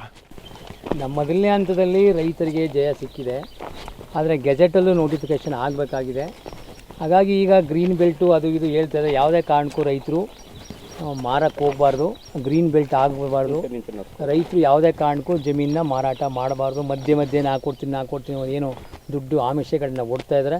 ಆಮಿಷಕ್ಕೆ ಬಲಿಯಾಗಿದೆ. ಏನು ಒಗ್ಗಟ್ಟಿನಿಂದ ಏನು ಹೋರಾಟ ನಡೀತು ಅದೇ ರೀತಿ ಹೋರಾಟ ಮಾಡಿ ಯಾವುದೇ ಕಾರಣಕ್ಕೂ ಒಂದು ಭೂಮಿನ ಕಳ್ಕೋಬಾರ್ದು. ಅದೇ ನಮ್ಮ ಪ್ರಕಾರ ಅಥವಾ ನಿಮ್ಮ ಪ್ರಕಾರವಾಗಲಿ ಅದು ಸಕ್ಸಸ್ ಆಯಿತಾ ಅಥವಾ ದಾರಿ ತಪ್ಪಿಸೋದು ನಿಮ್ಮ ಹೋರಾಟ? ಸದ್ಯಕ್ಕೆ ನಮಗೆ ತಿಳಿದ ಮಟ್ಟಿಗೆ, ನಮ್ಮ ರೈತರು ತಿಳಿದ ಮಟ್ಟಿಗೆ ಸಕ್ಸಸ್ ಆಗಿದೆ. ಆದರೂ ನಾವು ಏನು ಅವ್ರು ದಾರಿ ತಪ್ಪಿಸ್ತಾರೆ, ನಾವು ದಾರಿ ತಪ್ಪಬಾರ್ದು ಅಂತ ನಮಗೂ ಅಷ್ಟೇ. ಇತ್ತೀಚಿನ ದಿನಗಳಲ್ಲಿ ಕಳೆದ ಅನೇಕ ದಶಕಗಳಿಂದ ರಾಜಕಾರಣಿಗಳು ರೈತರನ್ನು ತಮಗೆ ಬೇಕಾದಂತೆ ಬಳಸ್ಕೊಳ್ತಾ ಇದ್ದಾರೆ. ಅವ್ರಿಗೆ ರೈತರು ಅನ್ನೋದು ಅವರ ಅಧಿಕಾರಕ್ಕೆ ಬೇಕಾದಂಥ ಒಂದು ವಸ್ತುವಾಗಿ ಅಥವಾ ಒಂದು ವ್ಯಕ್ತಿಗಳಾಗಿ ಪರಿಗಣಿಸ್ತಾ ಇದ್ದಾರೆ. ಇದು ನಿಜನಾ? ಹೌದು. ಇವತ್ತು ಓಟ್ಗೋಸ್ಕರನೇ ನಾವು ಬಳಸ್ತೀವಿ. ಓಟು ಒಂದು ಇದೇನದಕ್ಕೋಸ್ಕರ ಗೌರವ ಕೊಡ್ತಿದ್ರೆ ಹೊರತು ಆ ಮತದಾನ ಇಲ್ಲದಿದ್ರೆ ನಮಗೆ ಗೌರವ ಕೊಡ್ತಿಲ್ಲ ಅವರು. ರೈತನ ಓಟ್ ಬೇಕಾದ್ರೆ ಅವನ ಕಣ್ಣೊರ್ಸ ಅಂತಾರ ತಂತ್ರ. ನಾವು ಹಂಗೆ ಮಾಡ್ತೀವಿ ಹಿಂಗೆ ಮಾಡ್ತೀವಿ. ನೋಡಿ, ಈಗ ದೇವನಹಳ್ಳಿ ವಿಷಯದಲ್ಲೇ ಸಿದ್ದರಾಮಯ್ಯನವರು ನಾವು ಬಂದ ತಕ್ಷಣ ಆಗ ಕಾನೂನನ್ನ ಜಾರಿ ವಾಪಸ್ ತಗೋತೀನಿ ಅಂತಂದರು. ಬಂದ ಮೇಲೆ ಎಷ್ಟು ವರ್ಷಗಳು ಹಿಡೀತು ಅಂದರೆ ನಿಮಗೆ ಅರ್ಥ ಆಗುತ್ತೆ. ಕೊಟ್ಟು ಮಾತುಗಳನ್ನೇ ಇವರು ಉಳಿಸ್ಕೊತಾ ಇಲ್ಲ. ಎಷ್ಟೋ ಸುಮ್ಗೆ ಹೇಳ್ತಾಯಿದ್ರೆ ನಾವು ಮತ್ತು ಕಾನೂನುಗಳು ಜಾರಿ ಮಾಡ್ತಾರೆ, ಆ ಕಾನೂನುಗಳಲ್ಲಿ ಉರುಳಿರಲ್ಲ. ಕಠಿಣವಾದ ಈಗ ಬೆಲೆ ನೀತಿ ಇರ್ಬೋದು, ಇನ್ನೊಂದೇನಿರ್ಬೋದು, ನಾವು ಕಾಯ್ದೆಗಳು ಜಾರಿ ವಾಪಸ್ ತಗೋತೀವಿ ಅಂದರು, ಅದು ಮಾಡಿಲ್ಲ. ಹಾಗಾಗಿ ಎಲ್ಲ ರಾಜಕಾರಣಿಗಳು ಅಷ್ಟೇ, ಮಾತಾಡೋದೇ ಒಂದು, ಆಮೇಲೆ ನಡ್ಕೊಳ್ಳೋದೇ ಒಂದು. ಹಾಗಾಗಿ ಆ ಮತದಾನಕ್ಕೋಸ್ಕರನೇ ಇವೆಲ್ಲ ಆಸೆ ಆಮಿಷಗಳನ್ನ ಒಡ್ಡಿ ಮಾತಾಡಿ ಅಧಿಕಾರಕ್ಕೆ ಬಂದು ಕೆಲಸ ಮಾಡೋದು. ಹಾಗಾಗಿದ್ರೆ ರೈತ ಇವತ್ತು ಉದ್ಧಾರ ಆಗೋಯ್ತಿದೆ. ಅವ್ರು ಮಾಡಿರೋ ಕೆಲಸ ಮಾಡಿ ನಾವು ಈಗ ಕೇಳಿರೋ ಕ್ವಶನ್ಗಳಿಗೆಲ್ಲ ಮಾಡಿದರೆ ಇವತ್ತು ರೈತ ಉದ್ಧಾರ ಆಗ್ತದೆ. ಯಾಕೆ ನಾವು ಇನ್ನೂ ಹಾಳಾಗಿದ್ದೀವಿ, ಇನ್ನೂ ಯಾಕೆ ಕರೆಂಟ್ ಕಳ್ತೀವಿ, ಯಾವುದು ಇದು ಎಲ್ಲನೂ ಯಾಕೆ ಹೋರಾಟ ಮಾಡ್ತಾಯಿದ್ದು? ರೈತರ ಹಣ ದೋಚಿ ಅವೈಜ್ಞಾನಿಕವಾಗಿ ಚಾಮುಲ್ ಅವರು ಐಸ್ ಕ್ರೀಮ್ ಫ್ಯಾಕ್ಟ್ರಿಯನ್ನು ನಿರ್ಮಾಣ ಮಾಡುವ ಅವಶ್ಯಕತೆ ಇತ್ತಾ? ನಮಗೆ ಸರ್ ಇಲ್ಲಿ ಚಾಮರಾಜನಗರ ಇಡೀ ಕರ್ನಾಟಕದಲ್ಲಿ ಎಲ್ಲ ಏನು ಘಟಕಗಳು ಕೊಡ್ತಾಯಿದೆ, KMF ಘಟಕಗಳು, ಅದರಲ್ಲಿ ಕಡಿಮೆ ರೇಟ್ನ ಚಾಮರಾಜನಗರ ಕೊಡ್ತಾಯಿದ್ದಾರೆ. ಜೊತೆಗೆ ಇಲ್ಲಿ ಅವಶ್ಯಕತೆ ಇಲ್ಲ, ಚಾಮುಲಲ್ಲಿ ಐಸ್ ಕ್ರೀಮ್ ಘಟಕ ಮಾಡೋ ಅವಶ್ಯಕತೆ ಇಲ್ಲ. ಅಭಿವೃದ್ಧಿ ದೃಷ್ಟಿಯಿಂದ ಹೇಳ್ತಾರೆ, ನಿಜ ಅಭಿವೃದ್ಧಿ ದೃಷ್ಟಿಯಿಂದ ಮಾಡಲಿ. ಸರ್ಕಾರ ಇದು ಚಾಮುಲ್ ಘಟಕ ಮಾಡಾಗಲೇ 82 ಕೋಟಿ ಕೊಡ್ತೀನಿ ಅಂತ ಒಪ್ಕೊಂಡು 32 ಕೋಟಿ ಇದೆ, ಇನ್ನೂ 50 ಕೋಟಿ ಕೊಟ್ಟಿಲ್ಲ. ಜೊತೆಗೆ ಈಗ ಚಾಮುಲ್ ಘಟಕ ಸಾಲದಲ್ಲಿದೆ. ಅದಕ್ಕೆ 60 ಕೋಟಿ ಖರ್ಚಾಗ್ತದೆ ಅಂತ ಹೇಳಿದ್ದಾರೆ. ಅವ್ರು ಹೇಳೋ ಪ್ರಕಾರ NDDBಯಿಂದ ಏನು ನ್ಯಾಷನಲ್ ಡೈರಿ ಇದೆ ಅಲ್ಲಿಂದ 10 ಕೋಟಿ, KMFಯಿಂದ 10 ಕೋಟಿ, ಇನ್ನೆಲ್ಲಿಂದ 10 ಕೋಟಿ ತಗೊಂಡು ಇನ್ನು 30 ಕೋಟಿ ಸಾಲ ಮಾಡ್ತೀವಿ ಅಂತ ಹೇಳ್ತಾ ಇದ್ದಾರೆ. ಆದರೆ ಆ ಥರ ಆದರೆ ನಾವು ಓಕೆ, ಅಭಿವೃದ್ಧಿ ದೃಷ್ಟಿಯಿಂದ ನೀವು ಅರ್ಧ ತಗೊಂಡು ಬನ್ನಿ, ಅರ್ಧ ಸಾಲ ಮಾಡಿ ಓಕೆ. ಹಾಗಾದರೆ ಇವರು ಬ್ಯಾಂಕ್ಗಳಿಗೆ 40ರಿಂದ 50 ಕೋಟಿ ಸಾಲ ಬರೆದಿದ್ದಾರೆ. ಜೊತೆಗೆ ನಮ್ಮಲ್ಲಿ ಪ್ರತಿ ವರ್ಷ ಇವರು ಲಾಭ ತೋರಿಸ್ಬೇಕಾದ್ರೆ 1 ರೂಪಾಯಿ ಕಡಿಮೆ ಮಾಡ್ತಾರೆ. ಲಾಭ ಮಾಡಿ ಲಾಭ ಕೊಟ್ಟಿಲ್ಲ, ಇವರು ಲಾಭ ತೋರಿಸಿಲ್ಲ. ಪ್ರತಿ ವರ್ಷ 1 ರೂಪಾಯಿ ಕಮ್ಮಿ ಮಾಡ್ತಾರೆ. ವರ್ಷಕ್ಕೆ 1 ಸತಿ ಮಾಡಿಲ್ಲ, 2 ಸತಿ ಮಾಡಿದ್ರು. 1 ರೂಪಾಯಿ ಕಡಿಮೆ ಮಾಡಿ 6-7 ಕೋಟಿ ರೂಪಾಯಿ ಲಾಭ ಮಾಡ್ತಾರೆ. ಅದರಲ್ಲಿ ಸಾಲ ಒಂದಷ್ಟು ಅಲ್ಲಿವರೆಗೆ ಮಾಡಿದಾಗ ಒಂದು 3 ಕೋಟಿ 4 ಕೋಟಿ ಲಾಭ ಮಾಡಿ ಕಳೆದು 3 ಕೋಟಿ ಲಾಭ ಸಿಗುತ್ತೆ. ಆ 3 ಕೋಟಿಲಿ ಇವರು 80 ಲಕ್ಷ ರೂಪಾಯಿ ಬೋನಸ್ ಹಂಚ್ಕೊತಾರೆ. ಯಾರೋ ಅಧಿಕಾರಿಗಳು 80 ಲಕ್ಷ ಬೋನಸ್ ಹಂಚ್ಕೊಂಡು ಉಳಿದೋದನ್ನ ಲಾಭ ಅಂತ ತೋರಿಸ್ತಾರೆ. ತೋರಿಸ್ಬಿಟ್ಟು ನಮಗೆ ಐಸ್ ಕ್ರೀಮ್ ಘಟಕ ಬೇಕು, ಲಾಭ ಮಾಡಿ ಲಾಭ ತೋರಿಸ್ತಾ ಇಲ್ಲ. ಪ್ರತಿ ವರ್ಷ ಲಾಭ ಮಾಡಿ ತೋರಿಸ್ತಾಗಲೆಲ್ಲ ಇಲ್ಲಿ 1 ರೂಪಾಯಿ ಕಟ್ಟಾಗಿರ್ತದೆ. ನೀವು ಬೋನಸ್ ಹಂಚ್ಕೊಂಡಿರ್ತೀರ ಲಾಭದ 1 ರೂಪಾಯಿ ಮಾಡಿ. ಅದಕ್ಕೆ ನಾವು ಹೇಳೋದು ಐಸ್ ಕ್ರೀಮ್ ಘಟಕ ಅಭಿವೃದ್ಧಿ ದೃಷ್ಟಿಯಿಂದ ನಾವು ವಿರೋಧ ಇಲ್ಲ. ನೀವು ಏನು 60 ಕೋಟಿಲಿ ಅರ್ಧ ಸಾಲ ತಗೊಳ್ಳಿ, ಅರ್ಧ ನೀವು ಸರ್ಕಾರದಿಂದ ತಗೊಳ್ಳಿ ಐಸ್ ಕ್ರೀಮ್ ಘಟಕ. ಮತ್ತು ಜೊತೆಗೆ ಎಲ್ಲೆಲ್ಲಿ ಐಸ್ ಕ್ರೀಮ್ ಘಟಕ ಇದೆ ಅಲ್ಲಿ ಲಾಭ ಇದೆಯಾ, ಆ ಲಾಭನ ನಮಗೆ ತೋರಿಸಿ. ಇಲ್ಲಿ ಚಾಮರಾಜನಗರ ಅಂತ ಏರಿಯಾದಲ್ಲಿ ಅವಶ್ಯಕತೆ. ಈಗ ಟೆಟ್ರಾ ಪ್ಯಾಕ್ ಮಾಡಿದ್ವಿ, ಟೆಟ್ರಾ ಪ್ಯಾಕ್ ಲಾಸಲ್ಲಿದೆ. ಈಗ ಮೈಸೂರಿಗೂ ಟೆಟ್ರಾ ಪ್ಯಾಕ್ ಕೊಟ್ಟರು. ಟೆಟ್ರಾ ಪ್ಯಾಕಿಂದ ಮತ್ತು ಉಲ್ಲಾಸ್ ಗುಲ್ಲ ಅಂತ ಮುಖ್ಯಮಂತ್ರಿಗಳನ್ನ ಉದ್ಘಾಟನೆ ಮಾಡಿಸ್ತಾರೆ. 1 kg ದಿನಕ್ಕೆ 1 kg ಖರ್ಚಾಯ್ತಿರೋದು. ಈ ಥರ ಆದಾಗ ರೈತನಿಗೆ ಇವತ್ತೇ ಸಾಲದಲ್ಲಿದೆ ಚಾಮುಲ್ಲು. ಏನು ಲಕ್ಷಾಂತರ ಜನ ರೈತರು ಆ ಚಾಮುಲ್ನ ನಂಬ್ಕೊಂಡಿದ್ದಾರೆ. ಹಾಗಾಗಿ ನೀವು ಈ ಥರ ಲಾಸ್ ಮಾಡಿದ್ರೆ ಮುಂದೆ ತೊಂದರೆ ಸಿಕ್ಕಾಕೊಳ್ಳೋರು ನೀವು ಹೊರ್ಟೋಗ್ತೀರಾ. ಮತ್ತು ರಿಕ್ರೂಟ್ಮೆಂಟ್ಗಳು ಇವ್ರ ಉದ್ದೇಶ 60 ಕೋಟಿ ಸಾಲ ತಗೊಂಬಂದು ಕಮಿಷನ್ ಬರ್ತದೆ. ಮತ್ತು ಅದಕ್ಕೆ ರಿಕ್ರೂಟ್ಮೆಂಟ್ ಮಾಡಬೇಕು. ಈಗಾಗಲೇ ಎಲ್ಲೂ ನಿಮ್ಗೆ ಯಾವುದೇ ಆಫೀಸ್ಗಳಲ್ಲಿ ಅದು ಅಗ್ರಿಕಲ್ಚರು, ಸಿರಿಕಲ್ಚರು, ಹಾರ್ಟಿಕಲ್ಚರ್ ಎಲ್ಲೇ ನೋಡಿದ್ರು ಜನ ಖಾಲಿ ಇದ್ದಾರೆ, ರಿಕ್ರೂಟ್ಮೆಂಟ್ ಮಾಡ್ಕೊಳ್ಳ. ಆದರೆ ಚಾಮೂಲಲ್ಲಿ ಮಾತ್ರ ಡಬಲ್ ತ್ರಿಬಲ್ ಎಕ್ಸೆಸ್ ಇದೆ, ಎಲ್ರಿಗೂ ಕೊಟ್ಕೊಂಡಿದ್ದಾರೆ, ಸಂಬಳಕ್ಕೆ ಒಳ್ಳೆ ಸಿಕ್ಕಾಪಟ್ಟೆ ದುಡ್ಡು ಹೋಗ್ತಾ ಇದೆ. ಹೀಗಾಗಿ ಇಂಥ ಸನ್ನಿವೇಶದಲ್ಲಿ ನೀವು ತಗೊಳ್ಳೋದು ಬೇಡ ಅಂತ ನಮ್ಮ ಒತ್ತಾಯ ಇದೆ. ನಾಳೆ ನಾಳಿದ್ದು ಜಿಲ್ಲಾಧಿಕಾರಿಗಳಿಗೆ ಹೇಳಿದ್ವಿ, ಮಧ್ಯಸ್ಥಿಕೆ ವಹಿಸಿ ನಮ್ಮನ್ನ ನಾವು ಅವರು ಎಲ್ಲ ಕೂತ್ಕೊಂಡು ಚರ್ಚೆ ಮಾಡೋಣ. ಎಲ್ಲಿ ಲಾಭ ಆಗಿದೆ, ಎಲ್ಲಿದೆ, ಈಗ ಒಂದು ಬೆಂಗಳೂರಿದೆ, ಒಂದು ಬಳ್ಳಾರಿ ಇದೆ, ಒಂದು ಹಾಸನದಲ್ಲಿದೆ. ಅಲ್ಲಿ 12 ಲಕ್ಷ ಲೀಟ್ರ್ ಹಾಲು ಬರ್ತದೆ ಹಾಸನದಲ್ಲಿ. ಅವರು 10,000 ಲೀಟ್ರಿಗೆ ಹಾಕೊಂಡಿದ್ದಾರೆ, ಏನೋ 10,000 ಲೀಟ್ರಿಗೆ ಐಸ್ ಕ್ರೀಮ್ ಬಾಟಲ್. ಅದರಲ್ಲಿ 4,000 ಲೀಟ್ರು ಏನು ಅಮೂಲ್ ಕೊಡ್ತಾಯಿದ್ದಾರೆ, ಗುಜರಾತ್ನ ಅಮೂಲ್ಗೆ ಇವರು ಮಾಡಿ ಕೊಡ್ತಾಯಿದ್ದಾರೆ, ಅವರು ಬ್ರ್ಯಾಂಡ್ ಆಗ್ತಿದ್ದಾರೆ. ನಾವೆಲ್ಲ ಕೊಡೋ ಅಷ್ಟನ್ನ ಅಂಥದ್ದೇ ಕಡಿಮೆ ನಡೀತಾ ಇದೆ. ನಮ್ಮಲ್ಲಿ ಚಾಮರಾಜ ಆಗುತ್ತಾ?